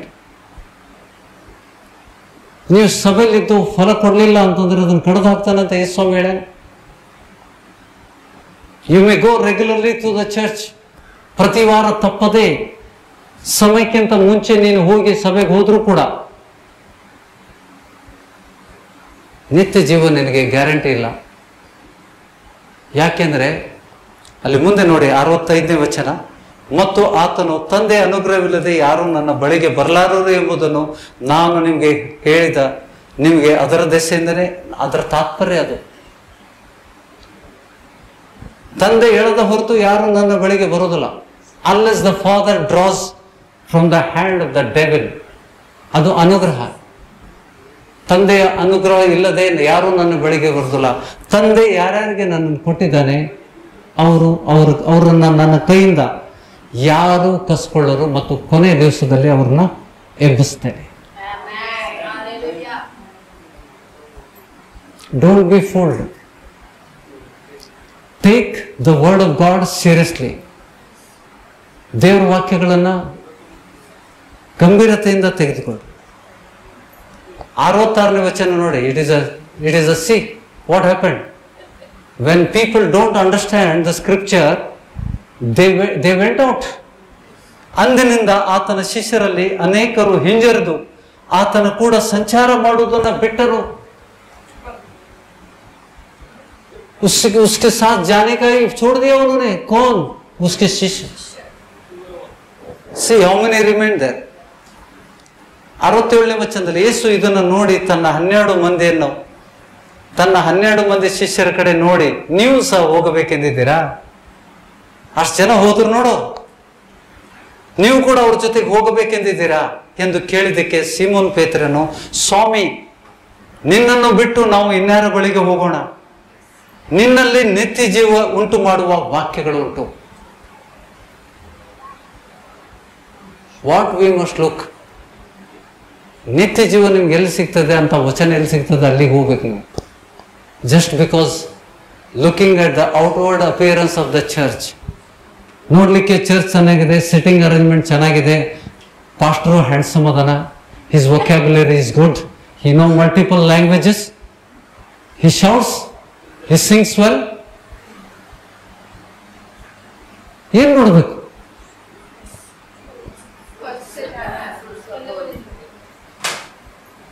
Did he obtain the Holy Spirit? ನಾನೇ ಹೊಳ್ದಿರ್ಲಿಲ್ಲ ಅಂದ್ರೆ ನಿಮ್ಗೆ ತೋರಿಸಿದ್ರೆ ಹೆಂಗ್ ದಾರಿ ತೋರಿಸ್ತೇನೆ? ಕುರುಡರಿಗೆ ದಾರಿ ತೋರಿಸಿದ್ರೆ ಇಬ್ರು ಕುಣಿಯಲ್ಲಿ ಹೋಗ್ತಾರಂತೆ. ಕುಣಿ ಅಂದ್ರೆ hell. If I don't know the ways of the Lord, how can I lead you? ಕರ್ತನ ಮಾರ್ಗಗಳು, ಸಿ ದೇವರು, ಅದಕ್ಕೆ God is very smart. There is no any smarter person than God. He is a creator of this universe. He is our creator. ನಿಮ್ಮ ಶರೀರದಲ್ಲಿ ಏನೇನು ಉಂಟು ನಿಮ್ಗೆ ಗೊತ್ತಾ? Your doctors, many doctors do not know. They are still, medical science is discovering so many things. Medical science ಅಲ್ಲಿ ಇನ್ನೂ ಡಾಕ್ಟರ್ಗಳು ಹುಡುಕ್ತಾ ಇದ್ದಾರೆ. But God knows everything. ದೇವರು ಒಬ್ಬ ವ್ಯಕ್ತಿಯನ್ನ ಗುಣಪಡಿಸ್ಬೇಕಂದಾಗ ಆತನಿಗೆ ಜಡ ಸಮೇತ ಏನೂ ಸಂಕೇತ ಇರುವುದಿಲ್ಲ. He will heal him totally. He will not have any sign of the diseases. ಏನ್ ಬೇಕು? ನಂಬಿಕೆ ಮಾತ್ರ. ನಂಬಿಕೆ ಮಾತ್ರ. ಹೌದಾ? ಯೇಸು ಸ್ವಾಮಿಯ ಸಮಯದಲ್ಲಿ 12 ಶಿಷ್ಯರು ಮಾತ್ರ ಉಳ್ಕೊಂಡ್ರು. ಆತನ ಜೊತೆಗೆ ಅನೇಕ ಶಿಷ್ಯರಿದ್ರು. ನಾವು ಲೂಕನ ಸುವಾರ್ತೆ 10ನೇ ಅಧ್ಯಾಯದಲ್ಲಿ 70 ಮಂದಿ, ಕೆಲವೊಂದು ಬೈಬಲ್ ಅಲ್ಲಿ 72 ಅಂತಿದೆ. In some Bible it is 72, it is 70. Let us not dispute about 70 or 72. 70 ಅಥವಾ 72 ಮಂದಿ ಶಿಷ್ಯರಿದ್ರು ಈ 12 ಅಪೊಸ್ತಲರ ಹೊರತಾಗಿ. In the 9th chapter of the Luke's Gospel, we see the 12 disciples. He is sending the 12 disciples with authority. In the 10th chapter, he is sending another 70 or 72. 70 अथवा 72, 70 या 72 शिष्यों को भेज रहा है. मेरे ख्याल से वो 70 या 72 है. ये 12 बच गए थे, वो भी चले गए क्योंकि ये वचन उनको ग्रहण करने के लिए मुश्किल हो गया. ಇವತ್ತಿಗೂ we have such people in the church. ದೇವರ ವಚನ ಗೊತ್ತಿಲ್ಲ ಅಂದಂಗೆ they don't understand the Lord's plan. ದೇವರ ಯೋಜನೆಗೆ ಒಳಗಾಗೋದಿಲ್ಲ. ನಾ ಹೇಳಿದ ಅರ್ಥ ಆಯ್ತಾ? When you don't understand the scripture, ದೇವರ ವಚನಗಳು ನಿಮ್ಗೆ ಗೊತ್ತಿದ್ದಾಗ ಅವರು ಬಿಟ್ಟು ಹೋಗ್ತಾರೆ. He did not. ಯಾರಿಗೂ ಯೇಸು ಸ್ವಾಮಿ ತನ್ನ ಮೋಸ ಕೊಡಲಿಲ್ಲ. ನಿಜವಾದ ಜೀವನದಲ್ಲಿ ಆತನು ಮೋಸ ಕೊಟ್ಟಿದ್ರೆ ಮತ್ತು ಶಿಲುಬೆ ಮೇಲೆ ಏನು ಉಳಿತಿರ್ಲಿಲ್ಲಲ್ಲ. ಆ ಮೋಸದ ಅರ್ಥ ಏನು? ದೇವರ ವಾಕ್ಯ. ಆ ರಕ್ತದ ಅರ್ಥ ಏನು? ಪವಿತ್ರ ಆತ್ಮನಿಂದ ಪ್ರಕಟದ ಅಂತ. ನೋಡಿ, ಆ ವಾಕ್ಯ, ದೇವರ ವಚನ ಮಾಂಸ, ಯೇಸುವಿನ ಮಾಂಸ. ಆ ವಾಕ್ಯಕ್ಕೆ ಅರ್ಥ ಸಿಗೋದು ಆ ರಕ್ತದಿಂದ. ಈ ಮಾಂಸಕ್ಕೆ ಜೀವ ಎಲ್ಲಿಂದ ಬರ್ತದೆ? ಪ್ರತಿ ಶರೀರಗಳ ಜೀವವು ರಕ್ತದಲ್ಲಿದೆ ಅಂತ ವಚನ ಇದೆ. It is in the old Testament. ಅದಕ್ಕೆ ರಕ್ತ ಭೋಜನ ಮಾಡಬಾರ್ದಂತ ಮೋಶೆ ಧರ್ಮಶಾಸ್ತ್ರದಲ್ಲಿ ಹೇಳಿದ್ದ. ಯಾಕಂದ್ರೆ ನಿಮಗೂ ಗೊತ್ತು, ಆಕ್ಸಿಡೆಂಟ್ ಆದಾಗ ಬ್ಲಡ್ ಹೋದ್ರೆ ಡಾಕ್ಟರ್ ಏನ್ ಹೇಳ್ತಾನೆ? ಬ್ಲಡ್ ಹಾಕಿದ್ರೆ ಬದುಕ್ತಾನೆ, ರಕ್ತ ಬೇಕು ಅಂದಾಗ ರಕ್ತ ಹಾಕಿದ್ಮೇಲೆ ಬರ್ತಾನೆ. ತಾಯಿ ಕೂಡ ಎಷ್ಟು ಸತಿ ಹೇಳ್ತಾಳೆ, ನಾನು ರಕ್ತ ಕೊಟ್ಟು ನಿನಗೆ ಸಾಕಿನು ನಾನು ಅಂತಾರಲ್ರಿ.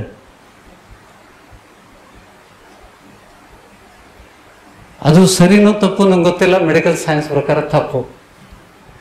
ಆದರೆ ತಾಯಿ ಮಕ್ಕಳನ್ನ ಪ್ರೀತಿಸ್ತಾಳೆ, ತನ್ನ ಪ್ರೀತಿಯನ್ನು ಹೇಳ್ತಾಳೆ. ತನ್ನ ಬಾಯಿಗೆ ಹೊಟ್ಟೆಗೆ ಹೋಗುವಂಥ ಆಹಾರವನ್ನು ಕೆಲವೊಮ್ಮೆ ಅವಳು ಬಿಟ್ಟು ಮಕ್ಕಳಿಗೆ ಕೊಡ್ತಾಳೆ. ತಮಗೆ ಇಷ್ಟವುಳ್ಳ, ನನಗೆ ಕೆಲವೊಂದು ಇಷ್ಟವುಳ್ಳ ಪದಾರ್ಥಗಳನ್ನು ನನ್ನ ಮಕ್ಕಳಿಗೋಸ್ಕರ ಬಿಟ್ಬಿಡ್ತೇವೆ. That is a sacrifice of a mother. That's why mother has a greater place in the everybody's heart. ಹೌದಾ? ತಾಯಿ ವಿಷಯದಲ್ಲಿ ಮಕ್ಕಳಿಗೆ ಹೃದಯದಲ್ಲಿ ಒಂದು ಸ್ಥಾನ ಇದೆ. But today we are trying to understand the God's heart. ಆ ಸಾಮ್ಯವನ್ನು ನೋಡಿ ಗೊತ್ತಾಗದಂಥ ಶಿಷ್ಯರು ಎಲ್ಲ ಬಿಟ್ಟೋದ್ರು. ಯೇಸುವನ್ನು ಹಿಂಬಾಲಿಸುವಂಥ ಶಿಷ್ಯರು ಅವರು ಬರಲಿಲ್ಲ, ಮತ್ತೆ ತಿರುಗಿಲ್ಲ. ಅವರು ಯೇಸುವಿನ ಜೊತೆಗೆ ಸಂಚಾರ ಮಾಡೋದು ಬಿಟ್ಟು. ಯಾಕೆಂದ್ರೆ ನಿಮ್ಗೆ ದೇವರ ವಚನಗಳು ಗೊತ್ತಾಗದೇ ಇದ್ದಾಗ, when you don't understand the Lord's plan, you will rebel. ನೀವು ಬಿಟ್ಟು ಹೋಗ್ಬಿಡ್ತೀರಿ. ದೇವರ ಆಲೋಚನೆಗಳನ್ನು ನಾವು ತಿಳ್ಕೋಬೇಕು. ನೋಡಿ, ಯೇಸು ಸ್ವಾಮಿಗೆ ಹೇಗೆ ಟೀಕೆ ಮಾಡ್ತಾ ಇದ್ರು, ಇವತ್ತಿಗೂ ಅಂತ ಜನರು ಈ ಲೋಕದಲ್ಲಿ ಇದ್ದಾರೆ. ಪಾಪಿಗಳ ಸಂಗಡ ಊಟ ಮಾಡ್ತಾನೆ, ಪಾಪಿಗಳ ಸಂಗಡ ಕೂತ್ಕೊಳ್ತಾನೆ ಅಂತವಂತ ಅವರು ಪರಿಸರರು ಮಾತ್ರ ಅಲ್ಲ, ಇವತ್ತಿಗೂ ಎಷ್ಟೋ ಜನರಿದ್ದಾರೆ. They will rebel. ದೇವ್ರು ಏನ್ ಹೇಳ್ತಾನೆ, ಒಬ್ಬ ಪಾಪಿ ದೇವ್ರ ಕಡೆ ತಿರುಗಿದ್ರೆ ಪರಲೋಕದಲ್ಲಿ ಸಂಭ್ರಮ ಅಂತಾನೆ. ಹೌದಾ? The heaven rejoices if any believer. I am telling you, don't consider your age. None of you are small. ಬಾಲಕರು ಅನ್ಬೇಡ್ರಿ. You can turn a person who is a sinner in the church. You can lead him. ನಿನ್ನಲ್ಲಿ ಪವಿತ್ರಾತ್ಮ ಇದ್ರೆ ನೀನು ಅವನ ಜೊತೆಯಲ್ಲಿ ಕೂತ್ಕೊಂಡ್ರೆ ಸಾಕು. ಅಳ್ಳಿಕ್ ಚಾಲು ಮಾಡ್ತಾನೆ, because of the presence of the Holi Spirit in you. Can you understand this? If you have the Spirit of God, when you sit before the sinner, they will start weeping. They will repent for their sin. You don't have to talk to them. You don't have to talk to them. You just sit before them. I am telling you, it is a truth. It is there in the Bible. See, a ವ್ಯಭಿಚಾರ ಸ್ತ್ರೀ ಯೇಸು ಸ್ವಾಮಿ ಬಳಿಗೆ ಬಂದಾಗ ಆತಳ ಕಣ್ಣೀರು ಯೇಸು ಸ್ವಾಮಿ ಕಾಲು ಒದ್ದೆ ಮಾಡೋಷ್ಟಾಯ್ತು. ಆ ಕಾಲು ತ್ಯಾವವಾಗಿತ್ತು. These are the words used grammatically. ತ್ಯಾವ ಅಂತಂದ್ರೆ it was his feet was fully wet with the tears of that woman and she was wiping with her hair. ಆತನು ತನ್ನ ತಲೆ ಕೂದಲಿನಿಂದ ಆತನ ಕಾಲುಗಳನ್ನ, ತ್ಯಾವವಾದಂತ ಕೂದಲುಗಳನ್ನ ತನ್ನ ತಲೆ ಕೂದಲಿನಿಂದ ಒರೆಸ್ತಾ ಇದ್ರು.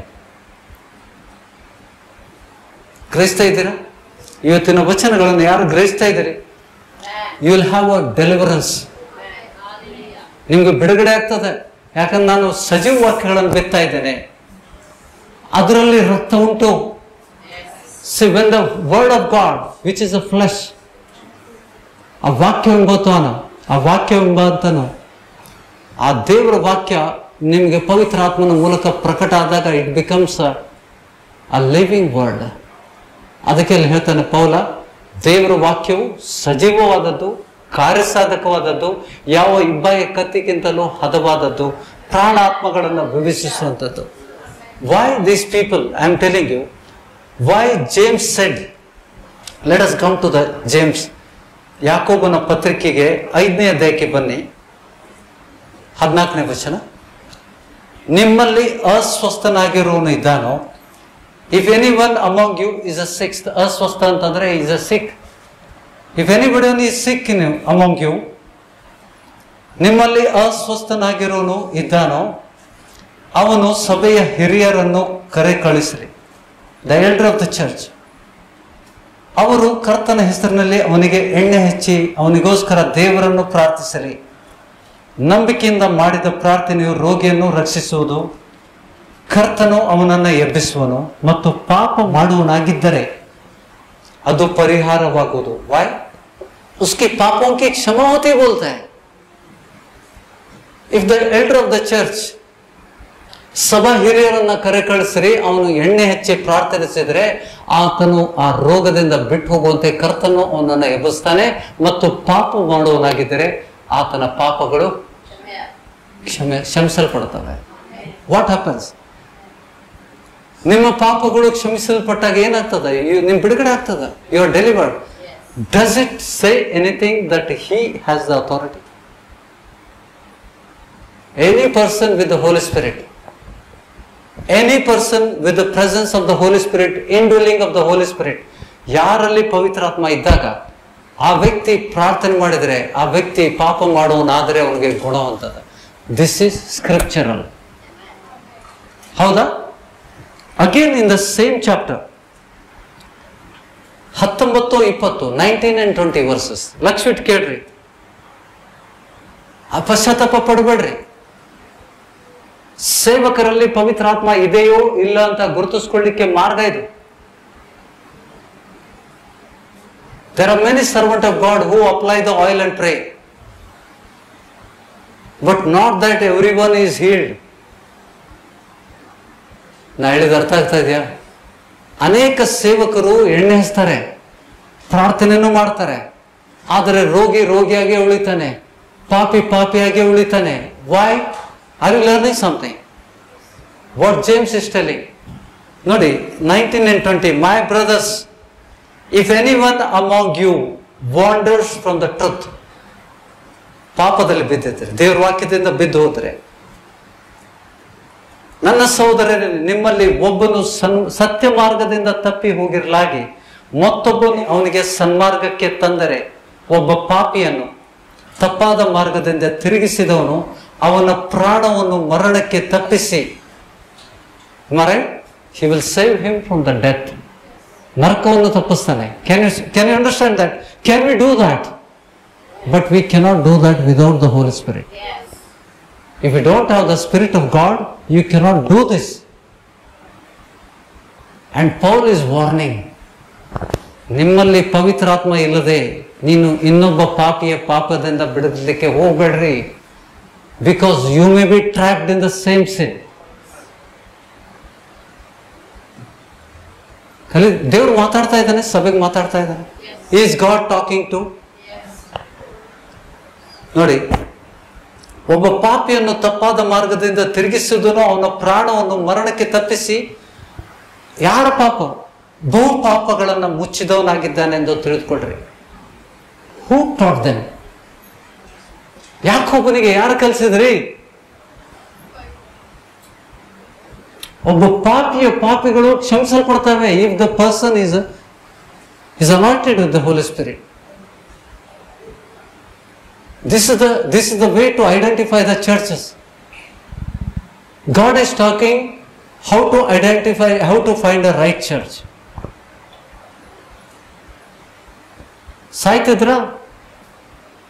ಆ ಸ್ತ್ರೀ ಮಕ್ಕಳು ಸಾಯ್ಬೇಕಾಗಿತ್ತ? ನಾನು ಉದಾಹರಣೆ ಹೇಳಿದಲ್ಲ, something which is happened in Belgaum.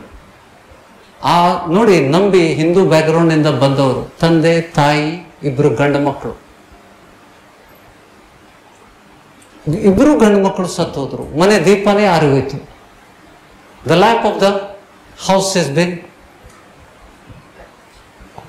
put off by the devil, and they were going to the church and they were prayed. Who should pray? Tell me now, who should pray? ಕಲಿತಾ ಇದ್ದೇವಾ? ಪವಿತ್ರಾತ್ಮನು ಹೊಂದಂತ ವ್ಯಕ್ತಿನೇ ಮಾತ್ರ ನಿಮಗೆ ಪಾಪದಿಂದ ಬಿಡುಗಡೆ ಕೊಡ್ಲಿಕ್ಕೆ ಸಮರ್ಥನಾಗಿದ್ದಾನೆ. ಸೇವಕನಲ್ಲಿ ಪವಿತ್ರಾತ್ಮ ಇಲ್ಲ ಅಂತಂದ್ರೆ ನೀವು ರೋಗಗ್ರಸ್ತರಾಗಿ ಉಳಿತೀರಿ. ನಿಮ್ಮಲ್ಲಿ ಅಕಾಲಿಕ ಮರಣಗಳು ಇರ್ತವೆ. This is very important. ಇದನ್ನು ನೋಡಿ ಯಾಕೋಬ ತಿಳಿಸಿದ್ದು. ಅವನು let's go to the Peter, 1 Peter 4th chapter. I have given it already. I don't have the hesitation to give. ನಿಮ್ಮ ಆತ್ಮಿಕ ಜೀವನ ಇನ್ನೂ ಬೆಳೆಯುವಂತೆ ಮತ್ತೊಮ್ಮೆ ಕೊಡ್ಲಿಕ್ಕೆ ನನಗೆ ಬೇಜಾರಿಲ್ಲ. Shall we go to the 4:8? ಮೊಟ್ಟ ಮೊದಲು ನಿಮ್ಮೊಳಗೆ ಯಥಾರ್ಥವಾದ ಪ್ರೀತಿ ಇರಲಿ. ಪ್ರೀತಿಯು ಬಹು ಪಾಪಗಳನ್ನು ಮುಚ್ತದೆ. Peter is telling, the love will cover multitude of sins. Not one sin, many sins. Whose sins? ಯಾರ ಪಾಪಗಳು? ಮಲ್ಟಿಟ್ಯೂಡ್. ಯಾರು ಪಾಪ ಮಾಡಿದ್ದಾರೆ ಅವರ ಪಾಪಗಳು ಪ್ರೀತಿಯಿಂದ ಮುಚ್ಚಲ್ಪಡ್ತದೆ. ಗ್ರಹಿಸ್ತಾ ಇದ್ದೀರಾ? ಈ ವಚನ ನೀವು ಗ್ರಹಿಸಲಿಲ್ಲ ಅಂದ್ರೆ ನೀವು ಸಭೆಗೆ ಹೋಗಲೇ ಇಲ್ಲ. You did not go to the church at all. You just attended a religious ceremony. ಒಂದು ಧರ್ಮ ಆಚರಣೆಗಳನ್ನು ಮಾಡಿ ಬಂದಿದ್ದೀರಿ. How many people are telling love covers multiple of sin? Peter is telling, James is telling, when the elder of the church is called, if he is a righteous man, if he is having the Spirit of God, that person will not die and his sins will be forgiven. ಗ್ರಹಿಸ್ತಾ ಇದ್ದೀರಾ? ನೋಡಿ, ಮುಂದೆ I will take you to the another example of this. Galatia ಪತ್ರಿಕೆ 6ನೇ ಅಧ್ಯಾಯ 1ನೇ ವಚನ.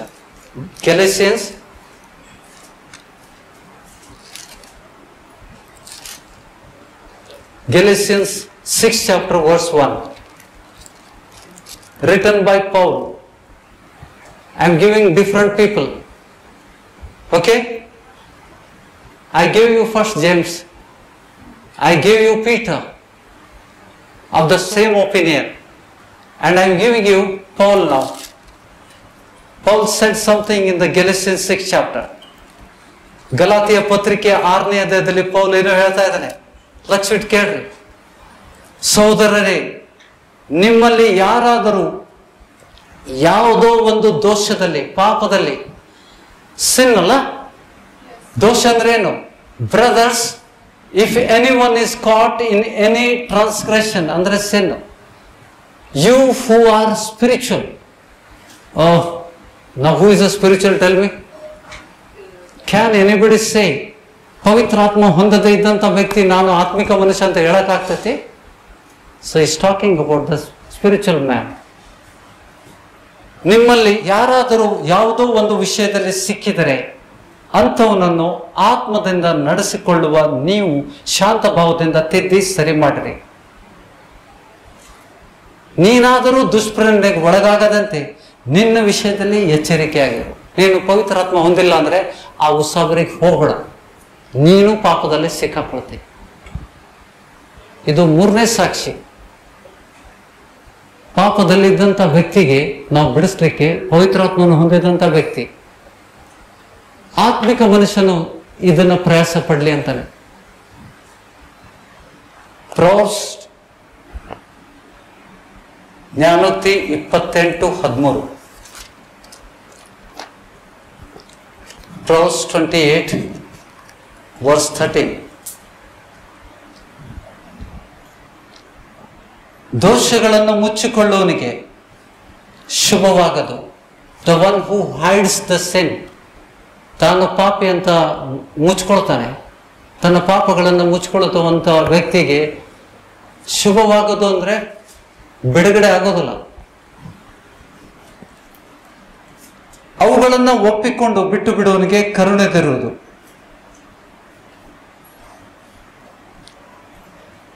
ಹೌದಾ? ಪಾಪವನ್ನು ಒಪ್ಪಿಕೊಂಡು ದೇವರಿಂದ ಕರುಣೆ ಹೊಂದುವುದು ಒಳ್ಳೇದಾ? ಅವನ ಪಾಪ ಕ್ಷಮೆ ಆಗ್ತದ. Again come back to the 10th chapter of the Proverbs, 10ನೇ ಅಧ್ಯಾಯ 12ನೇ ವಚನ. 10:12. ದ್ವೇಷವು ಜಗಳವೆಬ್ಬಿಸುತ್ತದೆ. ಎಲ್ಲ ನೋಡಿತೀರಾ? ದ್ವೇಷವು ಜಗಳವನ್ನು ಎಬ್ಬಿಸುತ್ತದೆ, ಪ್ರೀತಿಯು ಬಹು ಪಾಪಗಳನ್ನ ಮುಚ್ಚುತ್ತದೆ. ಪಾಪಗಳನ್ನಂತಿದೆ. So what you need to deal with the sin? ಕ್ಯಾ ಚಾಹಿಯೆ? ಪಾಪ ಕೆ ಸಾಥ್ ಪಾಪಗಳನ್ನು ಹೋಗಲಾಡಿಸ್ಲಿಕ್ಕೆ ನಿಮ್ಗೆ ಏನ್ ಬೇಕು? पवित्र आत्मा है तो प्रेम है. वो पवित्र आत्मा से प्रकट होने वाला प्रेम दूसरों की पापों को भगा देता है. ಅದನ್ನೇ ಪೇತ್ರ ಹೇಳಿದ್ದು, ಪ್ರೀತಿಯು ಬಹು ಪಾಪಗಳನ್ನ ಮುಚ್ಚುತ್ತದೆ. ಇಲ್ಲಿಂದ ಕಲ್ತರು. From where they learn? Lord has already taught them from the Proverbs 10:12. ಪ್ರೀತಿಯು ಬಹು ಪಾಪಗಳನ್ನ ಮುಚ್ಚುತ್ತದೆ. ನಿಮ್ಮಲ್ಲಿ ಪವಿತ್ರಾತ್ಮ ಇಲ್ಲ ಅಂತಂದ್ರೆ ನಿಮ್ಮ ಪಾಪಗಳು ಮುಚ್ಚಲಿಕ್ಕೆ ಸಾಧ್ಯ ಇಲ್ಲ. Even the sinner will not repent. As I told you, I repeat once again, any person with the Holy Spirit, ಪವಿತ್ರಾತ್ಮನು ಇದ್ದಂಥ ವ್ಯಕ್ತಿ ಒಬ್ಬ ಪಾಪಿಗಳ ಮುಂದೆ ಕುಂತಾಗ ಆ ಪಾಪಿ ಕಣ್ಣೀರು ಹಾಕಿ ಪಶ್ಚಾತ್ತಾಪ ಪಡ್ತಾನೆ. Because of the presence of the Holi Spirit in him. That's why the people were. ನೋಡಿ, ಯೇಸು ಸ್ವಾಮಿ ಸಮಯದಲ್ಲಿ ಎಲ್ಲರೂ ಕಣ್ಣೀರು ಹಾಕ್ತಾ ಇದ್ರು. ಪಾಪಿಗಳೆಲ್ಲ ಕಣ್ಣೀರು ಹಾಕ್ತಾ ಇದ್ದಾರೆ. ನಾನು ಪಾಪಿ ಅಂತ ಎದೆ ಪಡ್ಕೊಳ್ತಾ ಇದ್ದಾರೆ. That's why he has so many Sinner friends who became his friends. ಯೇಸು ಸ್ವಾಮಿ ಶಿಷ್ಯರಾದ್ರು ಅವರು. ಮಗ್ದಲದ ಮರಿ ಯೇಸು ಸ್ವಾಮಿ ಮೊದಲು ದರ್ಶನ ಕೊಟ್ಟಿದ್ದು 12 ಮಂದಿ ಶಿಷ್ಯರಿಗಲ್ಲ. ಮೇರಿ ದ ಮಗ್ದಲೇನ್, ಮೇರಿ ದ ಮ್ಯಾಗ್ದಲೇನ್, ಮಗ್ದಲದ ಮರಿಯಳು ಮೊದಲು ಯೇಸುವಿನ ದರ್ಶನ ಕಂಡ್ಲು. ಅವಳು ಪಾಪಿಯಾಗಿದ್ಲು, ವ್ಯಭಿಚಾರಿಯಾಗಿದ್ಲು. ಅವಳ ವ್ಯಭಿಚಾರವನ್ನು ಓಡಿಸಿದವನು ಯಾರು? ಯೇಸುವಿನ ಪ್ರೀತಿ. Because of the Holi spirit, because of the presence of the Holi spirit, she was weeping and weeping bitterly for the realizing that she is a sinner, because the scripture says in the John's Gospel, ಪವಿತ್ರಾತ್ಮನು ಬಂದಾಗ ಪಾಪದ ಅರಿವನ್ನು ಹುಟ್ಟಿಸ್ತಾನೆ. ನೀತಿ ನ್ಯಾಯ ತೀರಿಕೆ, ಪಾಪ ನೀತಿ ಮತ್ತು ನ್ಯಾಯ ತೀರಿಕೆ 3 things he will convict you of the sin. Without the presence of the Holy Spirit, you will be never convicted of the sin. ನಿನಗೆ ಬಿಡುಗಡೆನೇ ಆಗೋದಿಲ್ಲ. So you have to go to the righteous church to be delivered from your sins.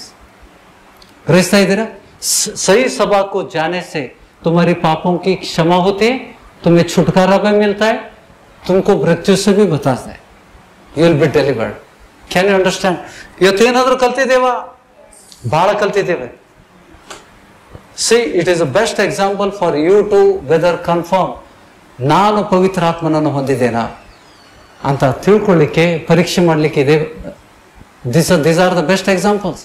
ರೋಗರಹಿತ, ಅಕಾಲಿಕ ಮರಣ ಜೀವಿಸಬಹುದಾ? If you walk correctly according to the word, परमेश्वर के वचन जैसा है ऐसा चले तो हम मृत्यु से बच सकते हैं, बीमारी से बच सकते हैं. We will be free from all the diseases. ರೋಗಗಳಿಂದ, ಪಾಪದಿಂದ ನಾವು ಬಿಡುಗಡೆ ಹೊಂದ್ತೇವೆ.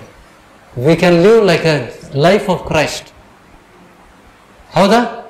ಕ್ರಿಸ್ತನ ಜೀವನವನ್ನು ನಾವು ಜೀವಿಸ್ತೇವೆ. ಯಾಕೆಂದ್ರೆ ಪವಿತ್ರಾತ್ಮನು ನನ್ನ ಜೊತೆಯಲ್ಲಿದ್ದರೆ ನಾನು ಯೇಸು ಸ್ವಾಮಿ ಜೊತೆಗೆ ಜೊತೆಗಾರನಾಗಿ ಕೆಲಸ ಮಾಡ್ತೇನೆ. ಆಮೇಲೆ ಇವತ್ತನಿಗೆ ವಚನಕ್ಕೋಸ್ಕರ ಕರ್ತನಿಗೆ ಧನ್ಯವಾದಗಳನ್ನು ಮನಪೂರ್ವಕವಾಗಿ ಸಲ್ಲಿಸುವ.